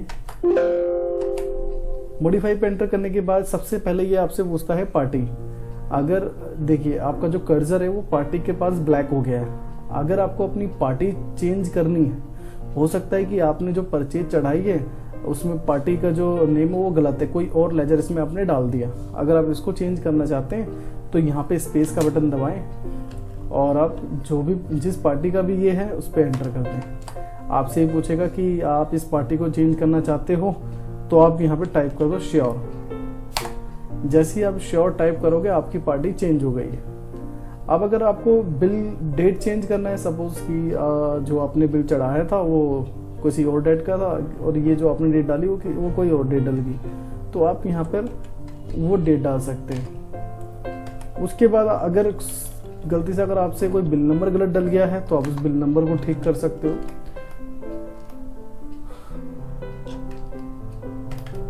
उसके बाद जो है ये ऑप्शन बोलता है कैलकुलेशन के। अगर आपको यहाँ कैलकुलेशन चेंज करनी हो कि इंक्लूसिव GST लगाना है या एक्सक्लूसिव GST लगाना है, या रेट जो आप लग रहे हैं आपके परचेज के आप कोई और रेट लगाना चाहते हैं, तो ये सारे के सारे कैलकुलेशंस के ऑप्शन है। अगर आप ध्यान से पढ़ेंगे, अगर आपको ये रिक्वायर्ड हो तो आप इसे यूज कर सकते हैं। 99% इसकी रिक्वायर्ड नहीं होती, डिफॉल्ट चलता है। अब ये आपके जो है आइटम के डिस्क्रिप्शन पे आ गया है। अब सपोज कि ये जो कुरकुरे है ये 250 पैकेट नहीं परचेज करे, इसको हमने 300 करे हैं, गलती से 250 डल गए, इसका रेट हमें 39 नहीं 40 आया है। और यहाँ पर आप अपना सेल रेट MRP वगैरह चेंज कर सकते हैं। मुझे 50 में सेल करना है और आप बता सकते हैं कि स्पेशल रेट अगर आपको किस किस पार्टियों के लिए रखना है आप यहाँ भी बता सकते हैं और बाद में भी इसको सेट कर सकते हैं। तो जैसे आपने कुरकुरे का चेंज किया ऐसे ही आप और को भी चेंज कर सकते हैं, या कोई आइटम आप डालना भूल गए तो आप आइटम को भी डाल सकते हैं यहाँ पे। तो देखिए मैंने इसमें पार्टी भी चेंज कर दिया है, डेट भी चेंज कर दिया है और क्वांटिटी भी चेंज करा है, रेट भी चेंज किया है और आइटम को ऐड भी किया है। और सिंपली इसको आपको सेव करना है जैसे आप इसको सेव करते हैं परचेज एंट्री के टाइम पर। कंट्रोल W से भी आप सेव कर सकते हैं, एंड के बटन से भी सेव कर सकते हैं और एंटर करके इसको। और यहाँ पे आपको बता भी देगा कि आपका जो ओल्ड बिल है यानी कि पुराना बिल जो था आपका 12,075 का था और जो अब बिल आपका बना है वो 14,700 का बना है सारी करेक्शन करने के बाद में। फिर उसके बाद आप इसको एंटर करके सेव कर दें और स्केप आप करेंगे तो देखिए आपका बिल ये चेंज हो चुका है। तो दोस्तों बहुत आसान है कि जो भी आपने परचेज चढ़ाई हुई है अगर उसमें कोई भी करेक्शन करनी है, आइटम चेंज करना है या आपको पार्टी चेंज करनी है, रेट चेंज करना है, क्वांटिटी चेंज करनी है, कुछ भी अगर चेंज करना है तो आप इजीली कर सकते हैं। पेमेंट की एंट्रीज कैसे करें, जिससे भी हम परचेज लेते हैं अपनी और लेने के बाद उनको हमें पेमेंटें करनी होती है या फिर हमारे जो भी एक्सपेंसेस हैं उस एक्सपेंसेस को हमें मेंटेन करना है तो उसके लिए भी हमें पेमेंट की एंट्रीज करनी होती हैं। तो आज हम देखते हैं कि पेमेंट की एंट्रीज कैसे करें और किस तरह से उसको करा जाता है प्रैक्टिकली। आप देखें अब इसके लिए भी आपके पास दो ऑप्शन है कि आप दो ऑप्शन के थ्रू अपनी परचेज की एंट्री को ओपन कर सकते हैं। पहला ऑप्शन ये है कि आप अपने अकाउंट्स के मेनू के अंदर जाके सबसे पहले ये वाउचर एंट्री, और वाउचर एंट्री में आप पेमेंट में जाके पेमेंट को ही चूज करें। जैसे ही आपने पेमेंट को चूज किया और आपके पास एंट्री ओपन हो गई। पहला तो ऑप्शन ये है। दूसरा ऑप्शन ये है कि आपको अपने मार्क के डैशबोर्ड पे ही जो शॉर्टकट बटन्स होते हैं वहाँ पे आपको पेमेंट का ऑप्शन दिखेगा, आप इस पर क्लिक करेंगे और 2023 अब जैसे ही डेट फिल कर लेंगे तो ये लेजर ओपन हो जाएगा और लेजर ओपन होगा तो सभी तरह के लेजर यहाँ पे ओपन हो जाएंगे। अब आपको यहाँ पे चूज करना है क्योंकि आप जिसके लिए भी पेमेंट की एंट्री कर रहे हैं वो तो आपको डेफिनेटली याद हो गई। तो ये मैं पेमेंट की एंट्री कर रहा हूँ SB ट्रेडर के लिए। तो SB ट्रेडर मैंने चूज कर लिया और इसका बैलेंस भी देखो 12,075 रुपये हैं जो कि मैंने पिछली परचेज में लिए थे।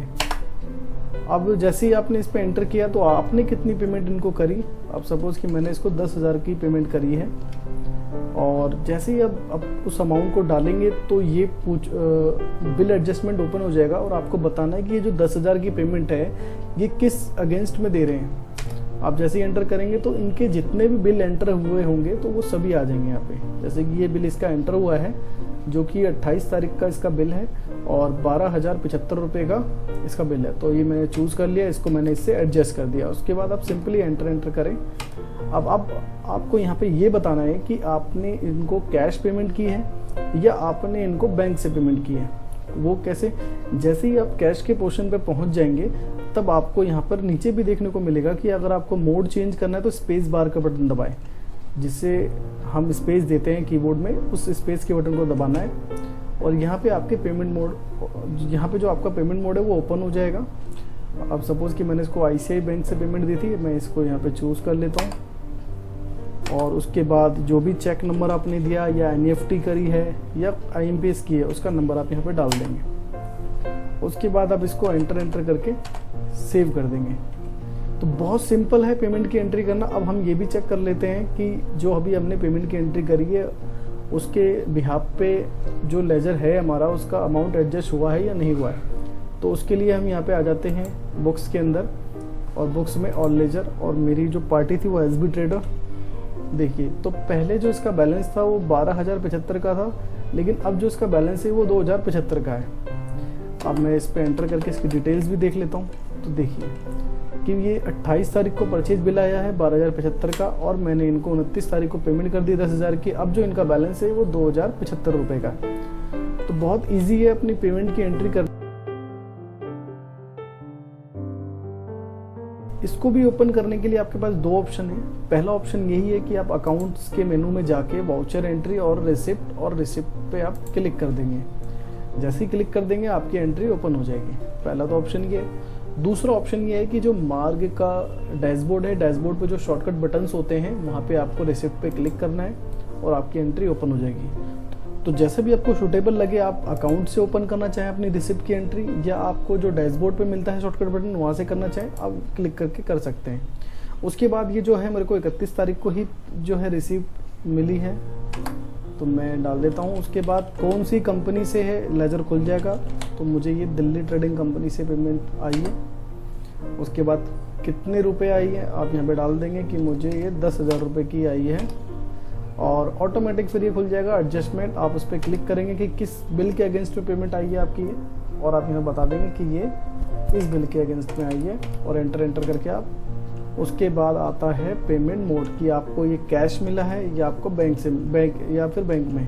तो आपको यहाँ पे स्पेस का बटन दबाना है जहाँ पे ये कैश है। आप नीचे भी पढ़ सकते हैं कि आपको पेमेंट मोड चूज़ करने के लिए स्पेस का बटन दबाना है, और आप यहाँ पे अपने बैंक को चूज़ कर सकते हैं। उसके बाद अगर पार्टी ने चेक दिया है तो चेक नंबर डालें, यदि IMPS या NEFT की है तो NEFT नंबर डालें यहाँ पर। उसके बाद नॉर्मली एंटर करके इसको सेव कर दें। तो सिंपली ये बहुत कि किस तरह से रिसिप्ट की एंट्री हम करें। और अब इसको हम चेक भी कर लेते हैं कि जो हमने एंट्री की है वो बिल से एडजस्ट हुई है या नहीं हुई है, बैलेंस उसका अपडेट हुआ है या नहीं हुआ है, तो चेक कर लेते हैं। बुक्स में आते हैं और लेजर, और पार्टी थी हमारी दिल्ली ट्रेडिंग कंपनी। तो देखिए पहले इसका 12,600 रुपये का बैलेंस था, बट अब इसका जो बैलेंस रह गया है वो 2,600 का है। और डिटेल हम देखना चाहते हैं तो आप इसी पे एंटर करके इसकी स्टेटमेंट देख लें। इनको बिल जनरेट हुआ है 31 तारीख को, जो बिल था वो 12,600 का था, उसके अगेंस्ट में ही हमको 10,000 की पेमेंट आ गई, यानी कि अब इसका जो बैलेंस रह गया वो 2,600 का रह गया। तो आई होप बहुत अच्छे से आपको समझ में आया होगा।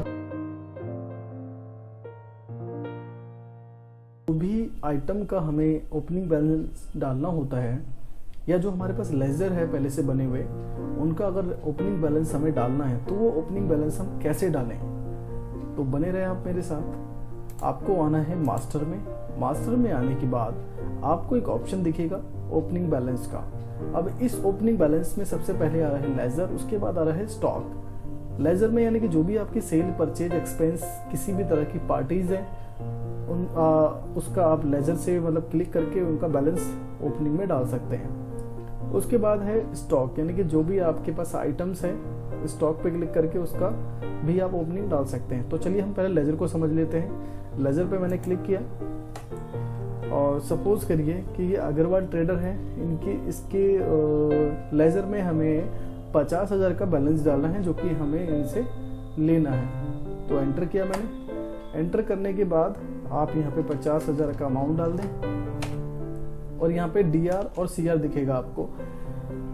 इस केस में क्या है कि अगर आपको इनसे लेना है अमाउंट तो DR यानी कि DR डालोगे आप। अगर 50,000 का अमाउंट आपको इन्हें देना है तो आप CR डालोगे यानी कि क्रेडिट, और DR का मतलब डेबिटर।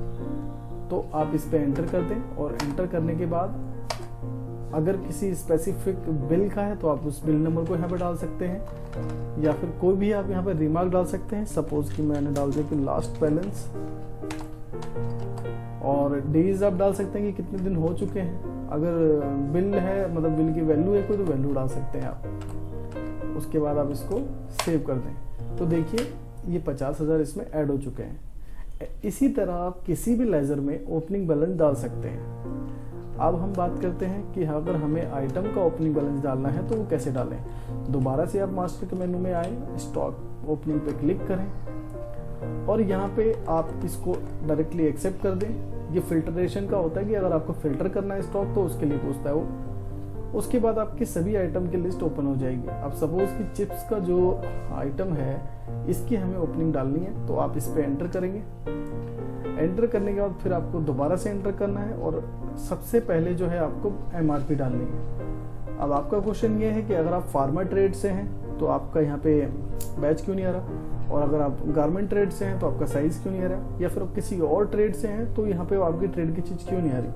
देखिए जब आप कंपनी बनाते हैं, कंपनी बनाने के टाइम पे जो आप चूज़ करते हैं कंपनी का वर्किंग स्टाइल, यानी कि कंपनी वर्किंग स्टाइल जो चूज़ करते हैं कि फार्मा शॉप है या फिर गारमेंट शॉप है या फिर कोई भी शॉप है, तो जो चूज़ करते हैं आप उसके अकॉर्डिंग ही यहाँ पे आपको वो फीचर्स देखने को मिलता है।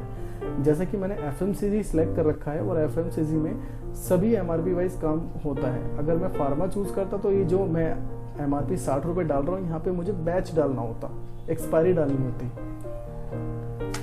तो आई होप आप समझ गए होंगे। अब सपोज कि मैंने 60 रुपये की MRP डाल दी, इसका स्टॉक मेरे पास 550 का है और इसको मैं सेल करूँगा जो कि 50 रुपये में, और परचेज रेट मेरा जो ये पड़ा है वो पड़ा है मेरे को 40 रुपये का।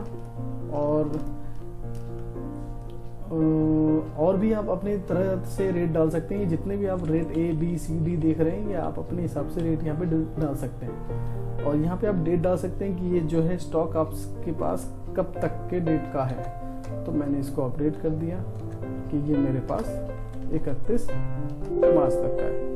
जैसे ही अभी डिटेल डाल देंगे उसके बाद वो फिर से खाली पोर्शन पे आ जाएगा। अगर आपके पास इनके अगर और भी स्टॉक है, यानी कि अगर कोई फार्मा से अगर आपके पास और भी बैच है तो आप उस बैच को एंटर कर लें। अगर आप गारमेंट सेक्टर से हैं, अब इसमें जितने भी साइज आपके पास हैं तो साइज एंटर कर लें। अब जैसे कि ये FMCG है तो मेरे पास अगर 70 रुपये की MRP का भी कोई सामान पड़ा है तो मैं 70 का भी एंटर कर सकता हूँ। जब आपके सारे के सारे बैच या MRPs या आपके साइज चढ़ जाएं, लास्ट वाले पोर्शन पे आपको एंड का बटन प्रेस करना है। एंड के बटन प्रेस करते ही आपको जो है सेव का ऑप्शन पूछता ही है, उसको आप यस करें। और उसके बाद जो भी आपने परचेज रेट डाला है और जितनी भी आपने क्वांटिटी डाली है उसके हिसाब से जो भी स्टॉक का वैल्यूएशन है वो यहाँ पे देखने लग जाता है। तो आप इसको स्किप कर दें। यदि आप अपने हिसाब से कोई स्टॉक का वैल्यूएशन डालना चाहते हैं तो आप यहाँ पे डाल सकते हैं, नहीं तो आप इसके स्किप कर देंगे, ऑटोमेटिक कैलकुलेट कर लेता है। तो मैंने स्किप किया। आप देख रहे हैं कि 550 स्टॉक ऐड हो चुका है। इसी तरीके से आप सभी आइटमों को कर सकते हैं, बहुत आसान तरीके से। आई होप आपको बहुत अच्छे से समझ में आया होगा। हर चीज की एंट्री करते हैं, उसकी रिपोर्ट हम कैसे देखें, तो चलिए स्टार्ट करते हैं। सबसे पहले एक बेसिक रिपोर्ट, जैसे कि पिछली वीडियो में देखेंगे तो मैंने सेल रिपोर्ट बताया हुआ है कैसे देखते हैं, मैं आपको उसका लिंक डिस्क्रिप्शन बॉक्स में दे दूंगा। तो सबसे पहले हम बेसिक देख लेते हैं कि बेसिक जो परचेज बुक है वो कैसे देखते हैं। तो आप बुक में आके एंट्री बुक, और एंट्री बुक में आप परचेज बुक पे क्लिक करेंगे। उसके बाद आप जिस तारीख से जिस तारीख तक देखना चाहते हैं वो आप यहाँ पर एंटर कर देंगे डेट को, और आप इसको ओके कर देंगे। तो देखेंगे कि हमने टोटल जो परचेज की है वो 2 एंट्री परचेज की है, और टोटल जो है 5140 रुपए की जो है परचेज टोटल हमारे पास आई है। तो ये है बेसिक। अगर हम इसी में पार्टी वाइज देखना चाहें तो आप परचेज बुक पे क्लिक करके डेट डिफाइन करें, और उसके बाद आप इसको यस करें। आप जैसे मैं सिर्फ देखना चाहता हूं कि अपोलो का, तो देखेंगे कि आप सिर्फ अपोलो की एक ही एंट्री निकल कर आई, यानी कि पार्टी से रिलेटेड जो भी परचेज आई होगी वो सारी की सारी आपको यहाँ पे शो होने लगेगी। तो ये हो गया बेसिक, अगर आप बेसिक तरीके से देखना चाहते हैं अपनी बुक को, जिसमें आपको अमाउंट भी देखने को मिल जाता है। उसके बाद आप आएंगे डेली रिपोर्ट में। डेली रिपोर्ट में आप देखेंगे परचेज रिपोर्ट। तो यहाँ पे आपको बहुत सारे ऐसे ऑप्शन मिल रहे हैं, day wise summary, month wise summary, bill wise summary. तो जैसे ही आप उस पर क्लिक करेंगे और जिस तारीख से भी जिस तारीख तक, जैसे कि यहाँ पे ऑलरेडी हमने मंथ वाइज किया था तो ऑलरेडी ये 1 से 30 तक एंटर्ड हो गया ऑटोमेटिक। अगर आप चाहते हैं कि नहीं, आप सिर्फ 25 दिन का देखना चाहते हैं, 24 दिन का देखना चाहते हैं, तो आप अपने हिसाब से डेट को मॉडिफाई कर देंगे। तो जैसे ही मैंने व्यू पे क्लिक किया तो मंथ वाइज में नवंबर में टोटल मेरी इतनी परचेज 5140 की परचेज नवंबर में आई है। अगर मैंने और भी परचेज इसमें चढ़ाए होते तो मेरे को नवंबर, अक्टूबर, सितंबर के अकॉर्डिंग मुझे दिखता।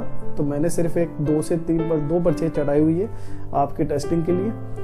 तो डेली रिपोर्ट में परचेज रिपोर्ट आप ये समझ गए कि day wise, month wise, bill wise. Day wise में दिन के हिसाब का दिखाएगा, मंथ वाइज में जैसे कि मैंने आपको दिखाया कि नवंबर, अक्टूबर, इस हिसाब से आपको दिखाएगा। बिल वाइज में पर्टिकुलर किसी एक बिल का ही दिखाएगा आपको। उसके बाद अगर आप देखना चाहते हैं सप्लायर वाइज स्टेटमेंट देखना चाहते हैं तो आप इसको डेट डिफाइन करके यस करें, और किस सप्लायर का देखना चाहते हैं आप उस पर स्पेस का बटन दबा के सिलेक्ट कर सकते हैं। अगर मल्टीपल आपको देखने हैं, नहीं तो आप डायरेक्टली उस पर एंटर कर सकते हैं। तो जैसे ही मैंने इस पे एंटर किया तो इसकी स्टेटमेंट पूरी आ गई कि 20 तारीख 11वें महीने को जो एक परचेज चढ़ी है वो 1000 ₹89 की चढ़ी हुई है। तो ऐसे ही अगर इसकी और भी परचेज होती है तो और भी जो भी चीज़ें होती है वो यहाँ पे आपको देखने को मिलती है। अब आपका क्वेश्चन ये आएगा कि जो आप रिपोर्ट देख रहे हैं अगर उसका आपको प्रिंट आउट निकालना है तो कैसे निकालेंगे। सिंपल सा स्टेप है कि जो भी आप रिपोर्ट देखें, चाहे मैंने आपको जो दिखाया है स्टेटमेंट दिखाया है, इसके अलावा अगर कुछ भी आप देखते हैं इस पर, तो बॉटम साइड में आपको जो है बहुत सारे ऑप्शन मिल जाते हैं। आप इसको एक्सेल में कन्वर्ट करके वहाँ से भी प्रिंट आउट निकाल सकते हैं, या PDF पे क्लिक करके GUI को व्यू करें और उसके बाद अपने आप यहाँ पे प्रिंटर पे क्लिक कर दें। A4 शीट में आपका ये प्रिंट आउट होकर निकल कर आ जाएगा। और अगर आप चाहते हैं कि इसका एक्सेल निकालना तो एक्सेल पे आप क्लिक करें और उसके बाद कंटिन्यूसली एंटर कर दें। ऑटोमेटिक जो है इस जो भी आपने स्टेटमेंट निकाली है इसका ऑटोमेटिक एक्सेल जनरेट कर देगा। आपके डेटा के अकॉर्डिंग जो है टाइम लेगा, जैसे इसमें कुछ सेकंड का ही टाइम लिया है, हो सकता है अगर आपका डेटा बड़ा हो तो 1 मिनट का भी टाइम आपका लग सकता है। तो जैसे ही मैंने इसका एक्सेल निकाला तो आप देखेंगे कि इसका एक्सेल निकल गया, हमारी कंपनी का नाम, उसके बाद जिस सप्लायर का नाम है और जो भी इसके साथ आपकी ट्रांजेक्शन्स हुई है वो सारी डिटेल आपको यहाँ पे देखने को मिल गई। अब इसको आप जहाँ पे भी सेव करना चाहें फाइल में जाके सेव एज कर सकते हैं, चाहे डेस्कटॉप पे चाहे कहीं पर भी। तो सभी मोड आपके पास अवेलेबल हैं, प्रिंट आउट निकालने की भी, एक्सेल में कन्वर्ट करने की भी। तो आपको जो भी यहाँ पे परचेज रिपोर्ट में जो भी आपको दिख रहा है आप उस पर क्लिक करके उस चीज को निकाल सकते हैं। और भी नीचे आपको दिख रहा होगा self life statement, purchase difference statement.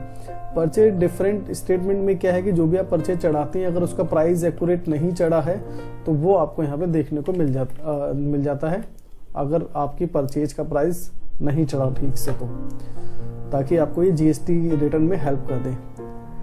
और उसके बाद आप किसी पे भी क्लिक करके व्यू करके अपनी रिपोर्ट देख सकते हैं। आप यहाँ पे कोई भी अप एंड डाउन करते हैं तो आपके सॉफ्टवेयर में कोई प्रॉब्लम नहीं आएगी इससे। उसके बाद आप जाएंगे रिपोर्ट में, तो रिपोर्ट में आपको मिलता है परचेज एनालिसिस।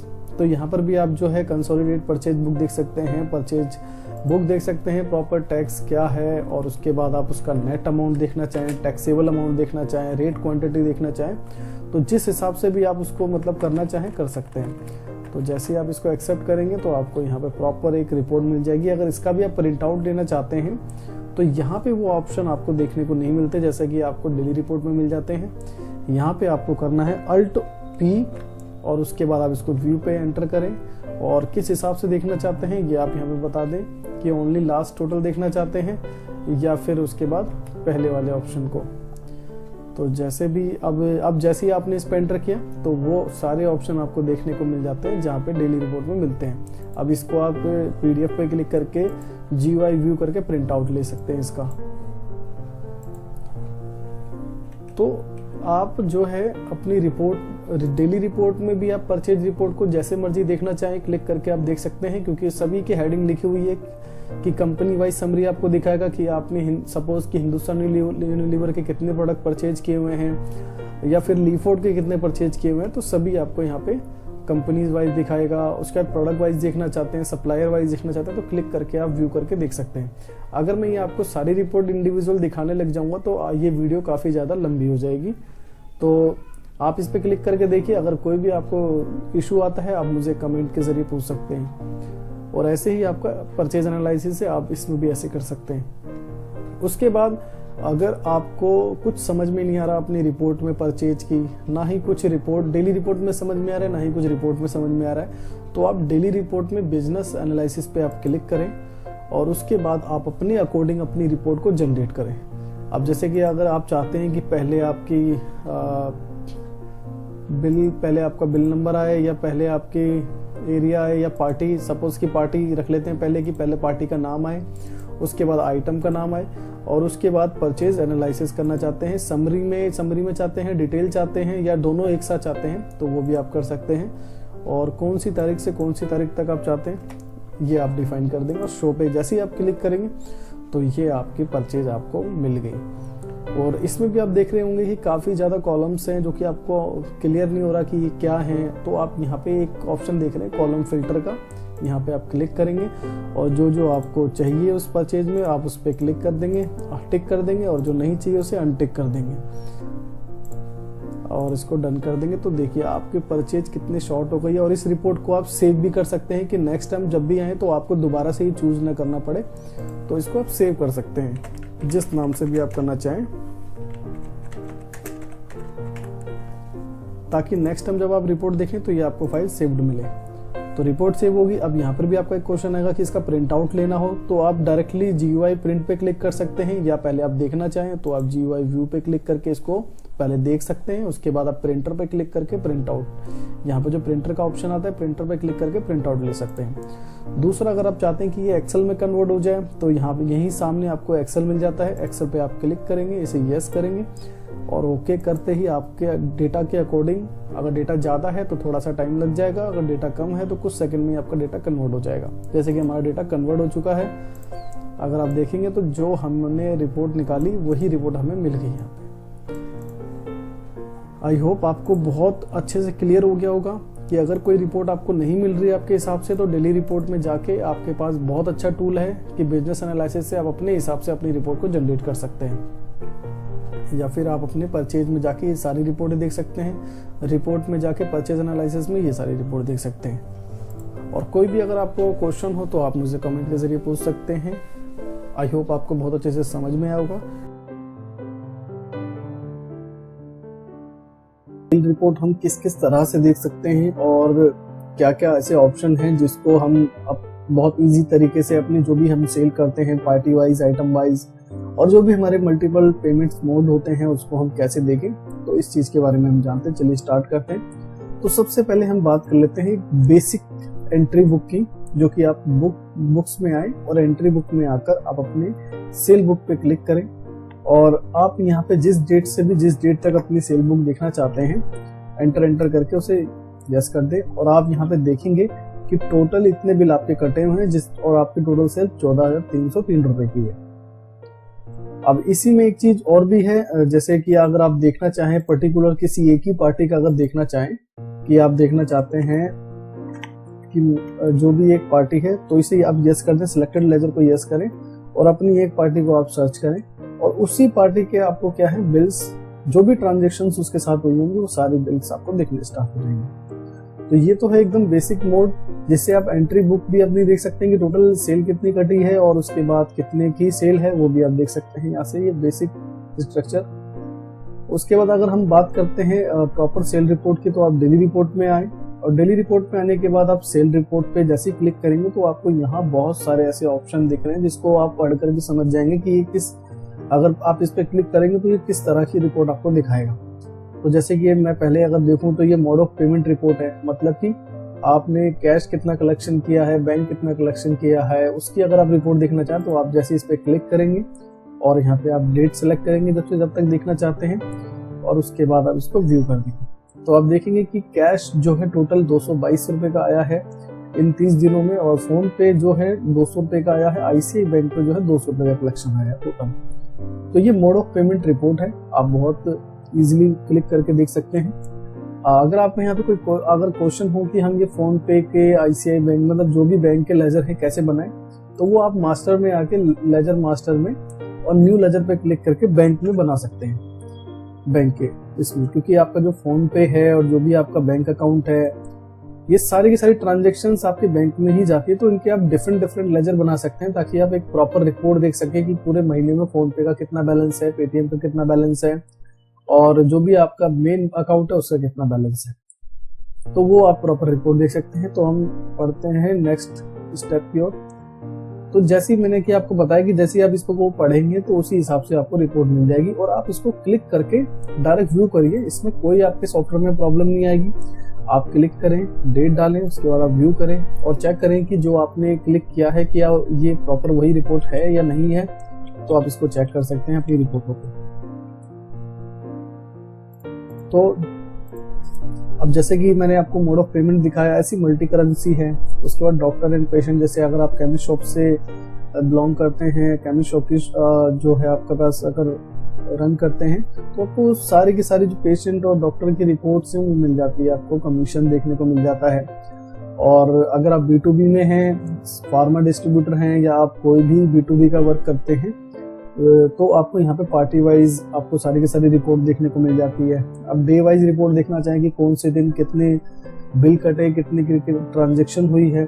अगर मंथ वाइज देखना चाहें, अगर बिल वाइज देखना चाहें, पर्टिकुलर एक बिल को देखना चाहें कि क्या स्टेटमेंट है उसकी, और फिर उसके बाद आप स्टाफ की वर्किंग देख सकते हैं। अगर आपके पास मल्टीपल कंप्यूटर लगे हुए हैं तो आप ये देखना चाहें कि राम ने कितनी ट्रांजेक्शन करी है, श्याम ने कितनी करी है, तो वो भी आप देख सकते हैं इसमें। उसके बाद product wise, party wise, company wise, supplier wise, different तरीके से आप अपनी रिपोर्टें देख सकते हैं। आप इस पे क्लिक करके अपनी रिपोर्ट क्लिक करके व्यू करें और अपनी रिपोर्ट देखें, आपको कोई दिक्कत नहीं आएगी। अगर आप कुछ भी इसमें अप डाउन करते हैं तो कोई प्रॉब्लम आपके सॉफ्टवेयर में नहीं आएगी। तो जैसे हमने यहाँ बात करी, ऐसे ही आपको रिपोर्ट में एक सेल एनालिसिस मिल जाता है, जिसमें आपको कंसोलिडेट सेल बुक, रिटर्न्स और MIS मिल जाता है। तो ये सभी आप क्लिक करके व्यू करके देखें, ये सभी सेल्स से रिलेटेड ही रिपोर्ट है और सभी के ऑप्शन पे लिखा भी हुआ है।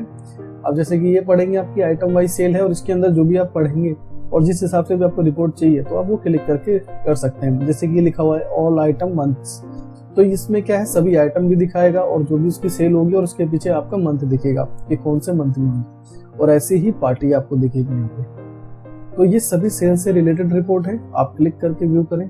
कोई भी प्रॉब्लम आती है आप मुझे कमेंट करके पूछ सकते हैं। और सबसे आपको मैं एक सॉलिड ऑप्शन बताने जा रहा हूँ जो कि आपकी कंफ्यूजन जो भी होगा रिपोर्ट से रिलेटेड वो दूर कर देगा।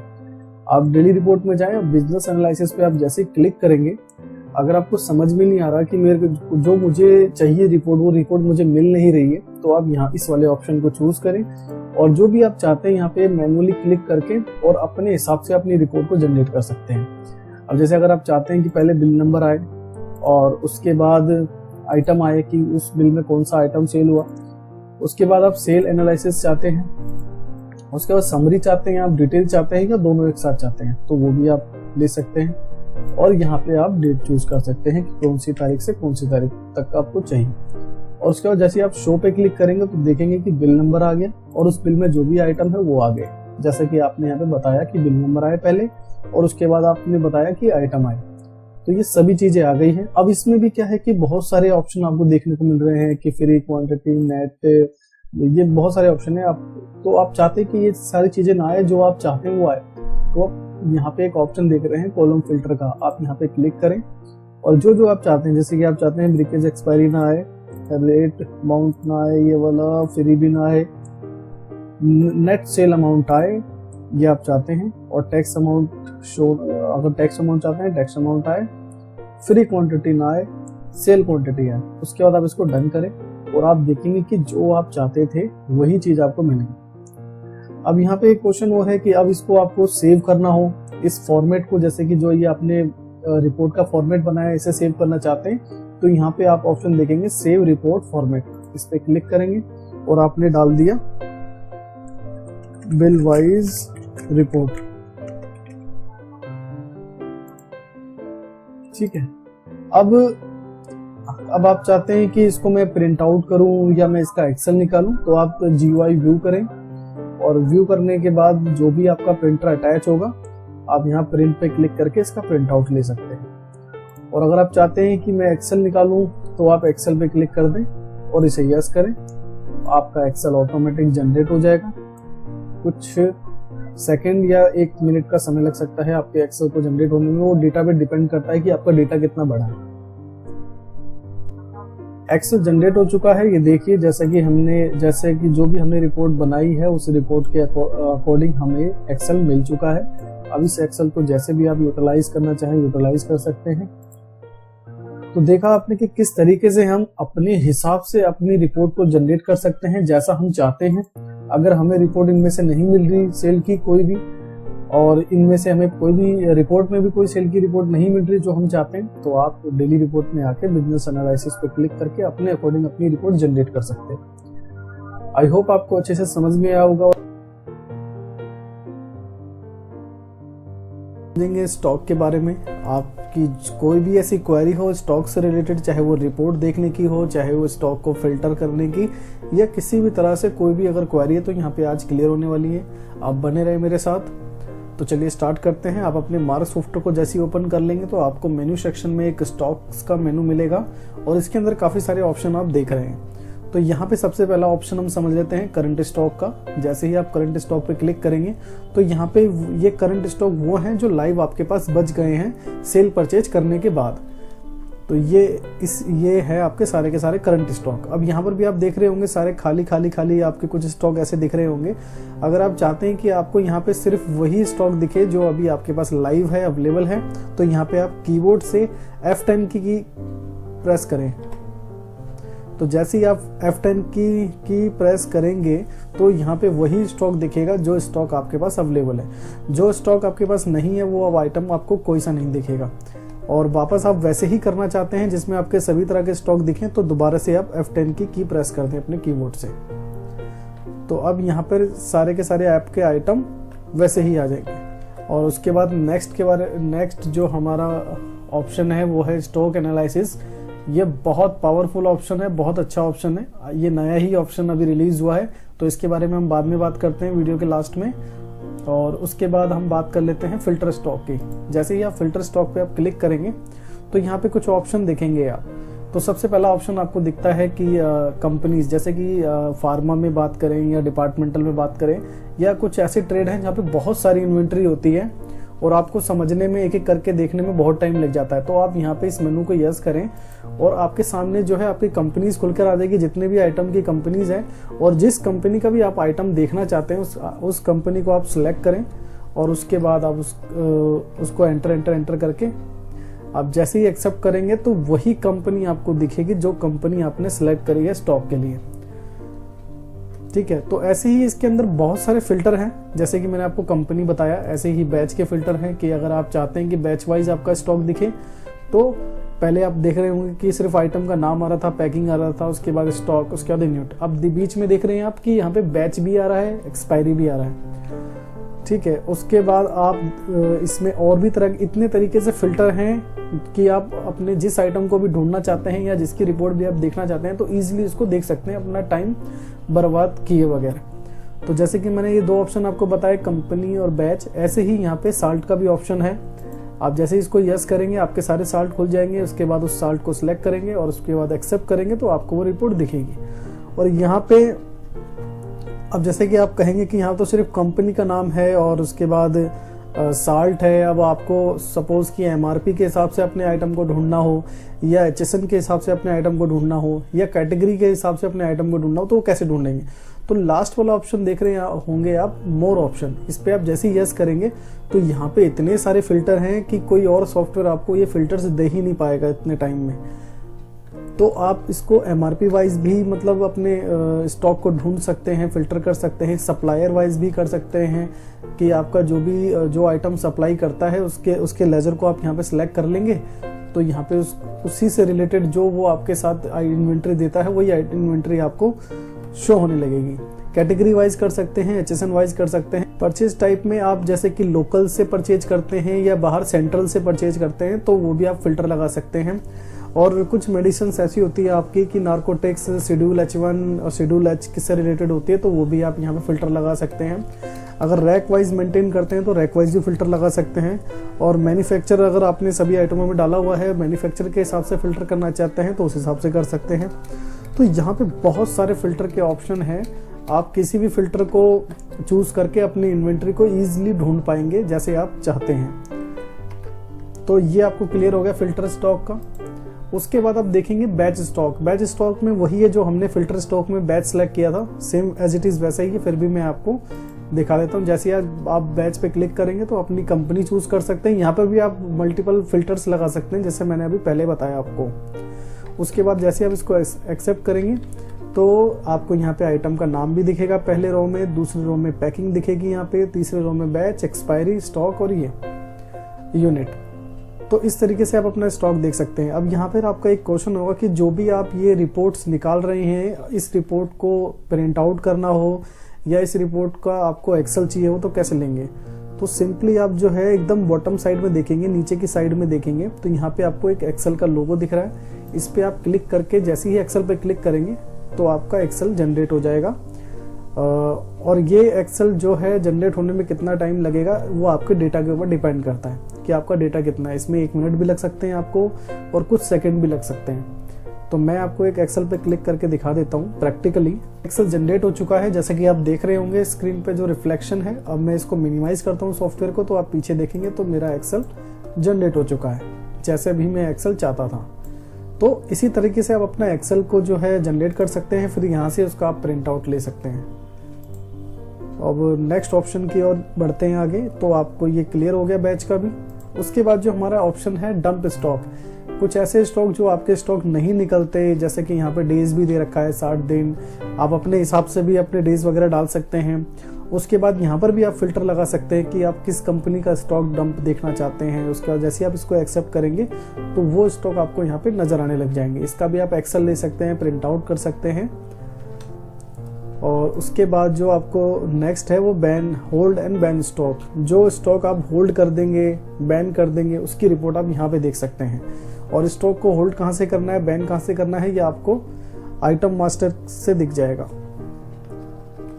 तो यहाँ पे हमारा कोई भी आइटम बैन नहीं है, कोई भी होल्ड नहीं है। और जैसे ही आप देखेंगे इसमें अब है अगला स्टॉक वैल्यूएशन। ये बहुत इंपॉर्टेंट है सभी ट्रेडरों के लिए, चाहे वो फार्मा में है हो, चाहे जनरल हो, चाहे किसी भी ट्रेड से बिलोंग करता हो। स्टॉक वैल्यूएशन बहुत इंपॉर्टेंट है। जैसे आप इस पर क्लिक करेंगे तो आपको यहाँ पे ये पता लगता है कि आपका जो भी स्टॉक है उसका वैल्यूएशन कितना है। जो भी आपकी दुकान में माल रखा है, जो भी, चाहे आप B2B में हो चाहे B2C में हो, तो जितने का भी आपका माल है वो किस तरह से आप देखना चाहते हैं, अपनी कॉस्ट के अकॉर्डिंग देखना चाहते हैं, या फिर MRP के अकॉर्डिंग देखना चाहते हैं, या फिर अपने परचेज रेट के हिसाब से देखना चाहते हैं, तो वो सभी आप यहाँ पे देख सकते हैं। तो जैसा कि आप यहाँ पे खुद से भी आप पढ़ सकते हैं, समझ सकते हैं। और यहाँ पे भी आपको फिल्टर के ऑप्शन मिल रहे हैं कि अगर किसी पर्टिकुलर एक कंपनी का स्टॉक देखना चाहते हो तो वो भी आप देख सकते हो। जैसे डिपार्टमेंटल में हिंदुस्तान यूनिलीवर बहुत सारे प्रोडक्ट देती है एक ही दुकान पर, तो आप ये देखना चाहो कि हिंदुस्तान यूनिलीवर के कितने तक का, मतलब कितने वैल्यूएशन तक स्टॉक है आपके पास, तो वो भी अच्छे से फिल्टर कर सकते हो आप। तो मैं यहाँ पे जो है ऑटोमेटिक यहाँ पे बाय डिफॉल्ट सेट रहता है कॉस्ट, और मैक्सिमम जो देखते हैं हम स्टॉक वैल्यूएशन वो कॉस्ट के हिसाब से ही देखते हैं। तो पहले मैं कॉस्ट के हिसाब से दिखा देता हूँ आपको स्टॉक वैल्यूएशन। तो जैसे ही मैंने स्टॉक वैल्यूएशन किया तो आपको ये नीचे की साइड में दिखेगा, जैसे कि आप देख रहे हैं। जैसे यहाँ पे जो स्टॉक का वैल्यूएशन है मेरे, वो है 1,06,519 रुपए का। और अगर मुझे देखना है ये अब कि ये स्टॉक बिकने के बाद मेरे पास कितना पैसा आ सकता है, तो यहाँ पे आप MRP के हिसाब से अगर सेल करते तो MRP चूज करके एक्सेप्ट करेंगे तो यहाँ पे मुझे दिखेगा 1,28,321 रुपए का, जो मुझे मिलेगा बिकने के बाद। या फिर आप B2B में काम करते हैं तो आप अपने पहले से ही रेट सेट करके रखते हैं AB, तो उसके हिसाब से भी आप देख सकते हैं। और इसमें भी आपका अगर ये क्वेश्चन है कि जो आपने स्टॉक वैल्यूएशन देखा है उसका हमें एक्सेल वगैरह निकालना है, तो हर एक ऑप्शन में एक्सेल का ऑप्शन आपको नीचे ही दिखेगा। आप इस पर क्लिक करके निकाल सकते हैं एक्सेल। उसके बाद हम नेक्स्ट ऑप्शन देखते हैं इसमें, तो वो है मिनिमम लेवल और मैक्सिमम लेवल। ये जो है इसकी रिपोर्ट आपको देखने से पहले अपने आइटमों को सेट करना होता है। इसी के हिसाब से मैं आपको इन्वेंट्री में ले चलता हूँ। अब ये जितनी भी इन्वेंट्री है, अब जैसे ही आप कोई नया आइटम बनाते हैं तो आपको एक ऑप्शन देखने को मिलता है मोर ऑप्शन के अंदर। मोर ऑप्शन के अंदर आपको एक ऑप्शन देखने को मिलता है कि मिनिमम क्वांटिटी, और यहाँ पे आप देखेंगे तो मैक्सिमम क्वांटिटी। ये क्या है कि जो भी आप आइटम बना रहे हैं या जो भी आपका आइटम है, आप ये चाहते हैं कि मेरे पास, सपोज कि मोबाइल के पावर बैंक की बात कर लेते हैं, मैं ये चाहता हूँ कि मेरे पास पावर बैंक मेरी दुकान में कम से कम 10 होना चाहिए और ज़्यादा से ज़्यादा 15 होना चाहिए। अगर आपके पास 15 से ऊपर अगर पावर बैंक आ जाते हैं तो आप उसको अरेंज करेंगे या फिर वापस भेजेंगे अपने वेंडर को, या आपके पास पावर बैंक 10 से नीचे हो जाते हैं तो आपको उसकी रिपोर्ट मिल जाएगी कि आपके पास 7 पावर बैंक बचे हैं, 3 पावर बैंक की आपको ज़रूरत है। तो इस तरीके से जो है ये मिनिमम मैक्सिमम लेवल काम करता है। आप सभी आइटमों के अंदर डालकर रखेंगे पहले से, तभी इसकी रिपोर्ट आपको देखने को मिलेगी। जैसे कि मैंने कुछ आइटमों में, 1-2 आइटमों में मैंने डाल के रखा है आपके टेस्टिंग के लिए, तो उसको हम चेक कर लेते हैं। जैसे मैंने मिनिमम पे क्लिक किया, और यहाँ पर भी आप फिल्टर लगा सकते हैं। आपको मैक्सिमम हर जगह फिल्टर लगाने का ऑप्शन मिलेगा। तो जैसे आप इसको एक्सेप्ट करेंगे तो मैंने इन 2 आइटमों पे लगाया हुआ है कि मिनिमम मेरे पास ये 40 का स्टॉक होना चाहिए और मैक्सिमम मैंने इसमें डाल रखा है 45 का। तो आप देखेंगे कि मेरे पे 40 का स्टॉक होना चाहिए, लेकिन मेरे पे करंट जो मेरे पे लाइव स्टॉक है वो 37 का है, 37 पीस का। तो इसमें मुझे ज़रूरत कितने की है, ये बता भी रहा है कि रिक्वायर्ड 3, मतलब कि 3 क्वांटिटी मेरे को इसमें रखना ज़रूरी है मेरे इन्वेंट्री के हिसाब से जो मैंने डिसाइड किया। और ऐसे ही जो है इसमें मैंने रखा हुआ है 20 मेरे पास मिनिमम होने चाहिए, और यहाँ पे मेरे पास 17 है, तो इसमें भी मुझे 3 की ज़रूरत है। तो जैसे आपने ये देखा ऐसे ही सेम टू सेम आपको मैक्सिमम लेवल स्टॉक में देखने को मिलेगा। और यहाँ पर भी जो है आप अपना एक्सेल वगैरह निकाल सकते हैं। नीचे की साइड में आपको ऑप्शन मिल जाता है ताकि आप अपना एक्सेल निकाल कर देख सकें, आप उसका प्रिंट आउट ले सकें और उसी के हिसाब से अपनी इन्वेंट्री को मैनेज कर सकें, ताकि आपको ज़्यादा समय ना लगे, ताकि आपको ढूंढना ना पड़े। जैसे और जिनके पास सॉफ्टवेयर नहीं होते हैं उनको ढूंढना पड़ता है, हर एक इन्वेंट्री को चेक करना पड़ता है, कितने पीस बचे हैं, कितने पीस नहीं बचे हैं, तो इस चीज़ में उनका बहुत टाइम खराब होता है। तो अगर आपके पास सॉफ्टवेयर है तो इस फीचर को आप यूज़ करो, आपका जो स्टॉक है बहुत अपडेट रहेगा और आपके कस्टमर भी वापस नहीं जाएंगे अगर कोई खरीदारी करने आपसे आता है तो। उसके बाद हम बात करते हैं एक्सपायरी स्टॉक की। एक्सपायरी स्टॉक को बताने से पहले नियर एक्सपायरी जो है बहुत ज़रूरी है आपको बताना। नियर एक्सपायरी में क्या है कि जो भी आपका 3 से 4 महीने का जो भी नियर बाय एक्सपायर प्रोडक्ट होने वाले होते हैं वो आपको यहाँ पे लिस्ट ला के दे देता है ऑटोमेटिक। तो जैसे आप इस पर क्लिक करेंगे और इसको एक्सेप्ट करेंगे तो आपके जितने भी प्रोडक्ट होंगे वो सभी लाइन वाइज यहाँ पे आ जाएंगे और आपको यहाँ पे उसकी एक्सपायरी दिख जाएगी।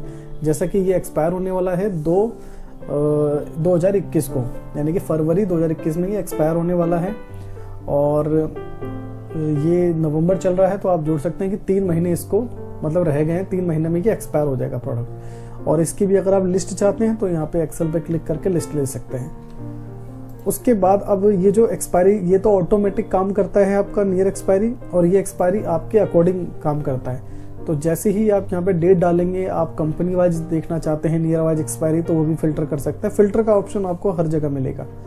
उसके बाद यहाँ पर आप डेट डालें कि आपको कब से कब तक की एक्सपायरी देखनी है। तो मैं जैसे चाहता हूँ कि 12/12/2024 तक की एक्सपायरी देखना चाहता हूँ, तो इसमें आपको एक एरो साइन भी मिलेगा कि ये जो एक्सपायरी है आप 2024 के अंदर अंदर की देखना चाहते हैं या 24 के बाहर की देखना चाहते हैं या एग्जैक्ट देखना चाहते हैं या फिर बराबर मतलब इसी एग्जैक्ट इसी डेट की देखना चाहते हैं या इसी मंथ के देखना चाहते हैं। तो ये सारे एरोज आप यूज़ करके देख सकते हैं।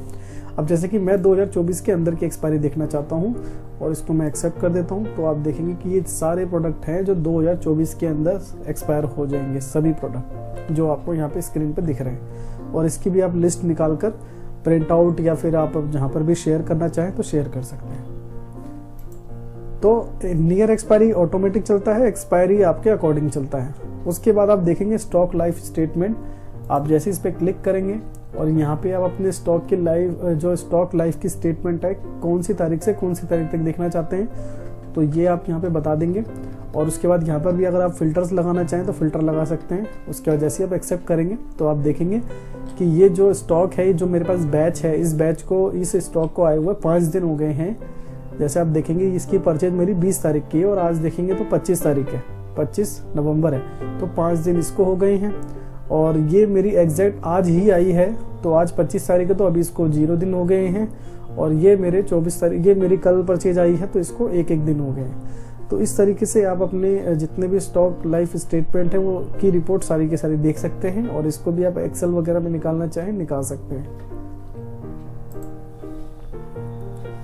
उसके बाद आपको बैच परचेज टाइप दिख जाएगा। बैच परचेज टाइप में आप जैसी डेट डालेंगे, ये क्या काम करता है कि जो भी आप जिस कंपनी का भी आप स्टॉक परचेज कर रहे हैं वो मतलब जितनी भी इन्वेंट्री है और जो भी बैच है वो आपके किसी लोकल वेंडर से आया है या सेंट्रल वेंडर से आया है। लोकल वेंडर की अगर आप दिल्ली शहर में हैं और दिल्ली शहर से ही आप चीज़ों को परचेज कर रहे हैं तो वो आपका लोकल वेंडर हो गया। अगर आप दिल्ली में हैं और दिल्ली के बाद आपने यूपी से परचेज किया हुआ है या हरियाणा से परचेज किया है या कहीं और सिटी से परचेज किया है तो वो आपका सेंट्रल में आ जाता है। तो इसकी रिपोर्ट भी आप यहाँ पे देख सकते हैं।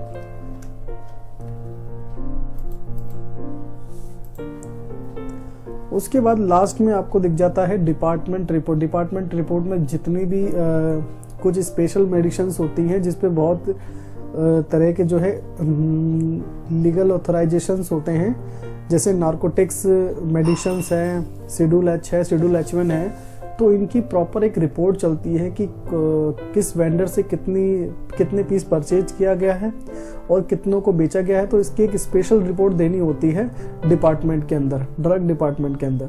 तो उसकी प्रॉपर रिपोर्ट आपको यहाँ से मिल जाती है। और ये रिपोर्ट आपको जब भी मिलती है जब आप अपनी इन्वेंट्री में अच्छे से काम करते हैं। जैसे कि मैं आपको इन्वेंट्री में ले चलता हूँ।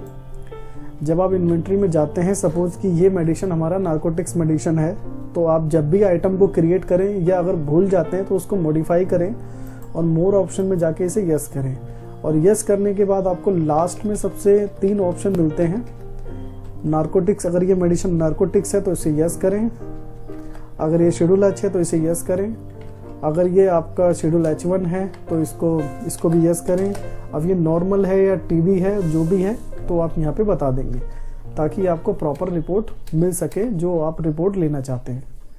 तभी वो रिपोर्ट आपको यहाँ पर रिफ्लेक्ट होगी कि आप कौन सी रिपोर्ट देखना चाहते हैं। और उसके बाद फिर आप इसको आगे इसका भी एक्सेल वगैरह निकाल के सबमिट कर सकते हैं। उसके बाद आप देखेंगे कि लास्ट में है मर्ज रिपोर्ट। मर्ज रिपोर्ट पे आप क्लिक करेंगे तो आपके पास अगर सपोज कि अभी ये चल रहा है 20-21, अगर आप चाहते हैं कि 19-20 का भी जो है इसमें रिपोर्ट में 19-20 की भी जो रिपोर्ट है इसमें मर्ज कर दूं, तो आप अपनी 19-20 की रिपोर्ट को मर्ज कर सकते हैं, जैसे कि आप देख रहे हैं। तो आप अगर करना चाहें कर सकते हैं, नहीं तो ये वाला ऑप्शन है इसकी बहुत ही कम ज़रूरत पड़ती है हर एक ट्रेड में, तो आप इसे ना ही यूज़ करें। सेपरेट अपने फाइनेंशियल ईयर को रखें, अपनी रिपोर्ट को रखें, ताकि कभी भी आप देख सकें सेपरेटली। आई होप कि जितने भी ऑप्शन हैं स्टॉक से रिलेटेड आपको अच्छे से क्लियर हो पाया होगा। और लास्ट में जो मैंने आपसे कहा था कि मैं आपको एक जो नया ऑप्शन है वो मैं बताता हूँ, वो है स्टॉक एनालाइज। अब जैसे ही इस पे आप क्लिक करेंगे तो सबसे पहले ये आपसे कंपनी पूछेगा कि जो भी आपके प्रोडक्ट की कंपनी है वो कंपनी आप यहाँ पे सिलेक्ट कर लेंगे। अब जैसे आपको अगर सिलेक्ट करना है एक करके तो आप स्पेस का बटन दबा सकते हैं, और यदि आपको इकट्ठा एक साथ सिलेक्ट करना है तो स्टार का बटन दबा सकते हैं। और ये सारी चीज़ कैसे है कंट्रोल होगी, ये सारी चीज़ यहाँ पे बता रखी है। तो आप सिलेक्ट करके एंटर करेंगे तो अब यहाँ पे आपसे ये 4 से 5 ऐसे ऑप्शन पूछेगा, जो कि हमने बाहर मतलब उसको क्लियर कर लिया है। ये चीज़ जो है स्टॉक एनालाइज जो है वो एक ऑप्शन के अंदर सारी चीज़ें उसमें है। तो इसमें जैसे ऑर्डर प्लानिंग है, तो आप जैसे चाहते हैं कि जो ऑर्डर प्लानिंग है जो स्टॉक के हिसाब से है, जो 7 दिन में स्टॉक बिके हैं और उसके हिसाब से जितने भी आपको स्टॉक चाहिए वो ऑटोमेटिक जो है एक ऑर्डर प्लान हो जाए, और परचेज ऑर्डर जो है वो इफेक्ट हो जाए अगर आप चाहते हैं तो। और नहीं चाहते हैं, सिर्फ आप रिपोर्ट देखते हैं, तो आप इसे नो कर सकते हैं। और उसके बाद आपकी जो रिपोर्ट है वो जनरेट हो जाएगी। तो यहाँ पे आपको जो है ऑर्डर प्लानिंग की जो रिपोर्ट दिख जाएगी कि 7 दिन के अंदर ये जो स्टॉक है, इस जो सेक्शन में आपको दिखेंगे कि ये स्टॉक जो है आपके ऑर्डर होने लायक हैं, और ये 15 दिन के लिए हैं, ये 30 दिन के लिए हैं, जैसा कि हमने बाहर डेट डाला था। तो आप उसके हिसाब से कर सकते हैं। जैसे कि मैंने कुछ ही 1-2 ट्रांजेक्शन करी है जिससे कि आपको ये प्रैक्टिकल समझ में आए।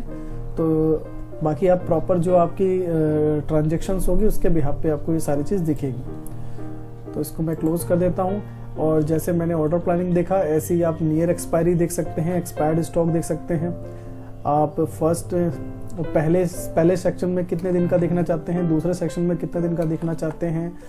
तो आप जैसे इस पे एंटर करेंगे उसके बाद आपको आपके स्लैब, जैसे अभी हमने ऑर्डर प्लानिंग के लिए स्लैब देखे, वैसे ही आपको यहाँ पे स्लैब दिखने लग जाएंगे कि 30 दिन में ये सारे स्टॉक एक्सपायर हो जाएंगे, 60 दिन में ये स्टॉक एक्सपायर हो जाएंगे, और 90 दिन में ये स्टॉक एक्सपायर हो जाएंगे। जैसे कि हमने ये बाहर पहले से ही हमने जो है इस चीज़ को समझ लिया, जो बाहर एक ऑप्शन मिल जाता है स्टॉक के मेनू में।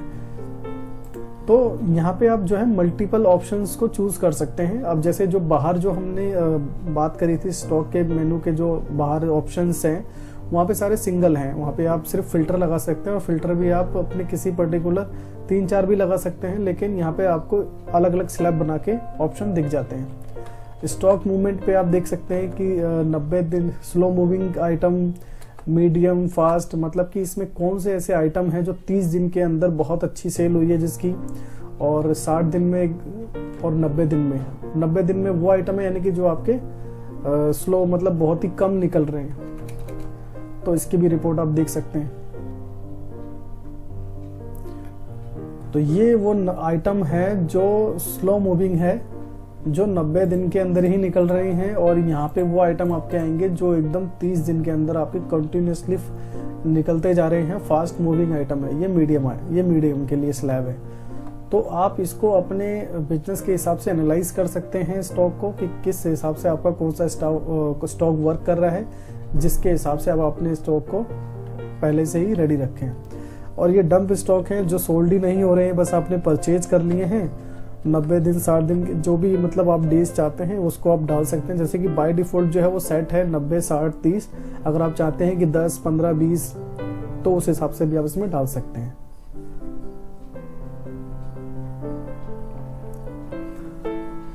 तो ये आइटम आपके डंप स्टॉक हैं जो कि खरीदे तो गए हैं, लेकिन अभी तक इसकी कोई सेल नहीं है 90 दिन के अंदर। और ऐसे ही आपको अपने बैच मिल जाएंगे, जो भी मतलब ये तो पूरा का पूरा इन्वेंटरी दिखाता है, पूरा का पूरा आपके आइटम को दिखाता है। और ये बैच है कि कोई ऐसा बैच है जिसको आपने परचेज कर लिया और वो बिक ही नहीं रहा, तो वो आपको यहाँ पे दिख जाएगा। उसके बाद ये मिनिमम मैक्सिमम, जैसा कि हमने बाहर बात ही की, जैसा कि हमने पहले ही इसके बारे में बाहर बात कर ली थी कि आप इसको कितने से कितने दिन तक देखना चाहते हैं, और इफेक्ट करे या ना करे उसको आप यस और नो कर दीजिए। और उसके बाद आपको यहाँ पे अपने मिनिमम लेवल के बारे में पता लग जाएगा, मैक्सिमम लेवल के बारे में पता लग जाएगा, और नॉर्मल आइटम के बारे में पता लग जाएगा जो एकदम लेवल पे है कि 200 का आपने रखा था और 200 ही अभी ये अवेलेबल है पूरा। और मैक्सिमम में मैक्सिमम वाली चीज़ें आपको दिख जाती हैं, और मिनिमम में मिनिमम वाली चीज़ें दिख जाती हैं। तो एक ही डिस्प्ले पे आपको सभी चीज़ें दिख जाती हैं जो भी आप मतलब चाहते हैं, जो हमें बाहर सिंगल फेस में मिलती हैं। तो ये बहुत अच्छा ऑप्शन है कि आपको इतने सारे अलग अलग ऑप्शन को चूज ना करना पड़े। आप एक ही ऑप्शन को चूज करके अपने पूरे स्टॉक की रिपोर्ट, स्टॉक की जितने भी स्टेटमेंट्स है, सभी चीजें आप देख सकते हैं। तो आई होप आपको अच्छे से समझ में आया होगा। बैकअप कैसे लें, और अगर हमने कोई बैकअप ले रखा है तो उसे रिस्टोर कैसे करें। तो अगर आपके पास सिल्वर एडिशन है या आपके पास गोल्ड एडिशन है तो आपको कुछ इस तरीके से अपना डैशबोर्ड दिखेगा, जिसमें आपको शॉर्टकट बटन्स यहाँ पे नजर आएंगे, और जो भी आप यूज करते हैं रिसेंटली आपको चीजें यहाँ पे दिखती रहेगी। तो आपको क्या करना है, आपको करना है एग्जिट बटन पे क्लिक करना है, और उसके बाद जिस कंपनी का भी आप बैकअप लेना चाहते हैं उस पर आप एक बार एंटर करेंगे, और तीसरे ऑप्शन को आप चूज करेंगे बैकअप ऑफ फाइनेंशियल ईयर। जैसे इस पे एंटर करेंगे तो ये आपको फाइनेंशियल ईयर दिखाएगा। तो बैकअप मोस्टली जो है आप अपने करंट फाइनेंशियल ईयर का ही लेते हैं, जैसे कि अभी 2021 का फाइनेंशियल ईयर चल रहा है, और ये बाय डिफॉल्ट वही करंट पे आपको ये रिफ्लेक्ट करेगा। इस पे आपको एंटर करना है, और एंटर करने के बाद बाय डिफॉल्ट ये मार्ग ईआरपी के जो भी जब आप इंस्टॉलेशन करते हैं तो बाय डिफॉल्ट उसी फोल्डर में जाता है। अगर आप चाहते हैं कि आप सेपरेटली फोल्डर बनाना चाहते हैं इसका, या फिर आप अपने हिसाब से इसको कहीं बैकअप करना चाहते हैं, तो यहाँ पे आपको एक शॉर्टकट कीज भी दिख रही है कि इसके लिए आप F10 प्रेस करें। तो मैं यहाँ पे F10 प्रेस करता हूँ, आपका लोकेशन पाथ ओपन हो जाएगा। अब यहाँ पे आप जहाँ पर भी सेव करना चाहते हैं आप वो लोकेशन चूज कर लेंगे। सपोज कि मेरे को डेस्कटॉप पे सेव करना है तो मैंने डेस्कटॉप पे क्लिक किया, या फिर आप डेस्कटॉप पे जो है कोई नया फोल्डर बनाना चाहते हो तो यहीं से उस फोल्डर को आप बना सकते हैं। जैसे कि मैंने क्लिक किया और मैंने यहाँ पे लिख दिया कि टेस्टिंग बैकअप, और इस पे मैंने एंटर कर दिया, और इसी फोल्डर पे मैंने क्लिक कर दिया। वैसे बाय डिफॉल्ट ये इसी पे जो है चूज हो जाएगा, तो आपको इस पे ओके करना है। उसके बाद आपको एंटर करना है, और यहाँ पे आप बहुत सी चीजें देखेंगे कि क्लाउड बैकअप, गूगल ड्राइव, और भी इसके अंदर ऐसे ऑप्शंस हैं। तो इसको हम जो है नेक्स्ट वीडियो में समझेंगे। अभी फिलहाल के लिए आप इसको नो रखें। ये सभी जो बैकअप है जो नीचे आपको दिख रहे हैं ये ऑनलाइन वाले ऑप्शन है कि आप जो यहाँ पे बैकअप लेंगे वो ऑनलाइन आपके गूगल ड्राइव पे, आपके ड्रॉप बॉक्स पे, वहाँ पे वो सेव्ड हो जाएगा, आपको मेल आ जाएगा। तो इस चीज़ को हम अगली वीडियो में समझेंगे। अभी हम ये समझ रहे हैं कि जो हमारा सिस्टम है, यानी कि लोकल ड्राइव जो है, अपना जो ऑफलाइन कंप्यूटर है, डेस्कटॉप है, लैपटॉप है, उसमें आप कैसे लें। तो इसको अभी आप नो रहने दें, उसके बाद कंटिन्यू आप एंटर करें।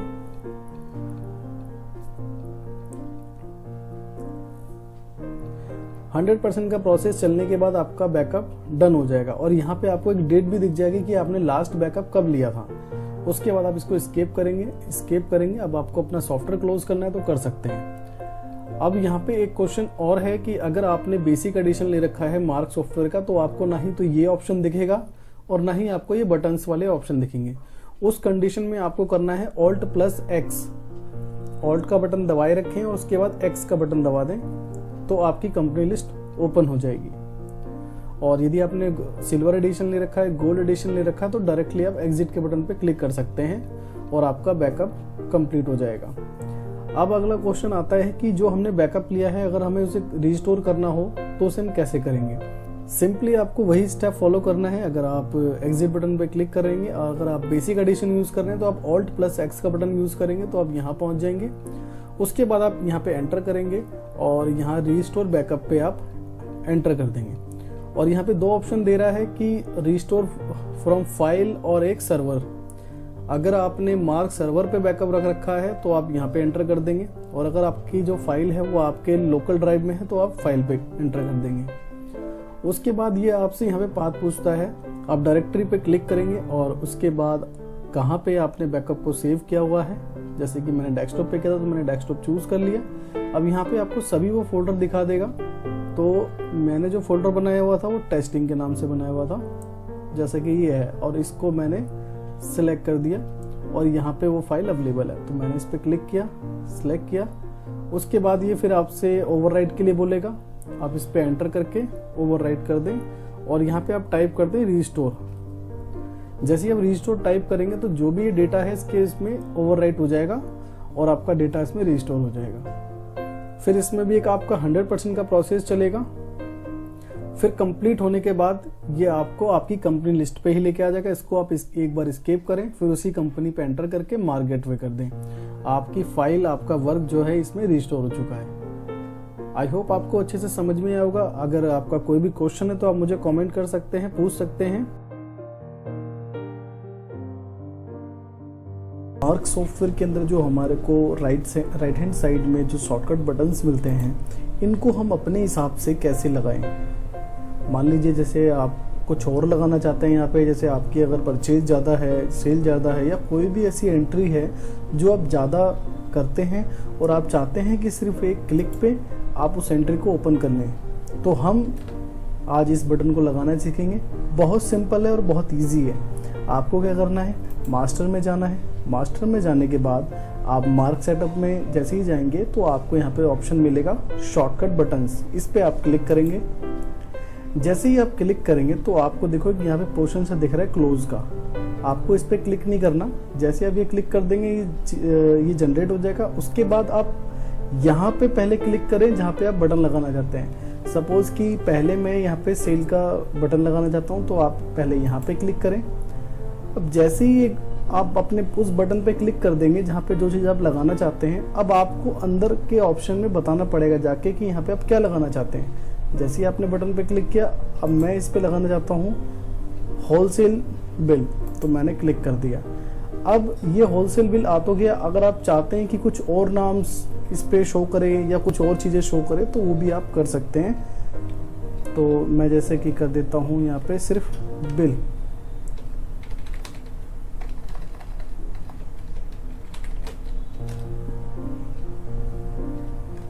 मैंने कर दिया सेल बिल। तो अब देख रहे होंगे आप, पहले यहाँ पे बिल रिटेल लिखा हुआ आ रहा था, अब यहाँ पे सेल बिल आ रहा है। अब ऐसे ही मैं यहाँ पे अब परचेज लगाना चाहता हूँ तो आप एक बार यहाँ पर क्लिक करें और परचेज की एंट्री कहाँ पर है, कौन से मेनू के अंदर है, आपको बताना पड़ेगा। जैसे अभी हमने सेल बताया, अब परचेज में आके मैंने होलसेल बिल को चूज कर लिया। अब यहाँ पे आप एडिट कर सकते हैं अपने हिसाब से।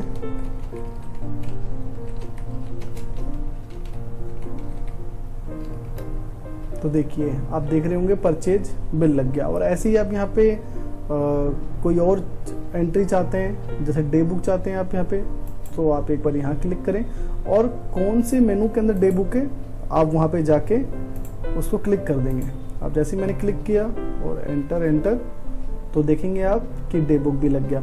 तो बहुत सिंपल है, जो भी बटन आप लगाना चाहते हैं आप यहाँ पे लगा सकते हैं बहुत ईजी तरीके से। जब आप अपने सारे बटन्स लगा लें जो भी आप लगाना चाहते हैं, उसके बाद आपको क्लिक करना है क्लोज पे। जैसे ही क्लोज पे क्लिक करेंगे आपका सॉफ्टवेयर बंद हो जाएगा। आपको दोबारा से अपने सॉफ्टवेयर को ओपन करना है। तो जैसे ही आपने सॉफ्टवेयर ओपन किया तो देखो सेल बिल, परचेज बिल जैसा कि हमने लगाया था। अब मैं जैसे इस पर क्लिक करता हूँ तो अब मुझे यहाँ से डे बुक दिखनी स्टार्ट हो जाएगी। तो मुझे क्या है कि बुक में नहीं जाना पड़ा, ऑल एंट्री में नहीं जाना पड़ा मुझे, और यहाँ पे नहीं जाना पड़ा। मुझे सिर्फ एक क्लिक करना पड़ा और उसके बिहाफ पे मैंने अपना जो भी यहाँ पे शॉर्टकट के लिए लगाया था वो लग चुका है। तो आई होप आपको बहुत अच्छा लगा होगा ये वीडियो और हेल्पफुल भी रहा होगा। तो आपका अगर कोई क्वेश्चन है तो आप मुझे कमेंट करके बता सकते हैं, और आप इस चैनल को सब्सक्राइब करें। इसी तरह की वीडियोस मैं आपको देता रहूँगा। Thanks for watching.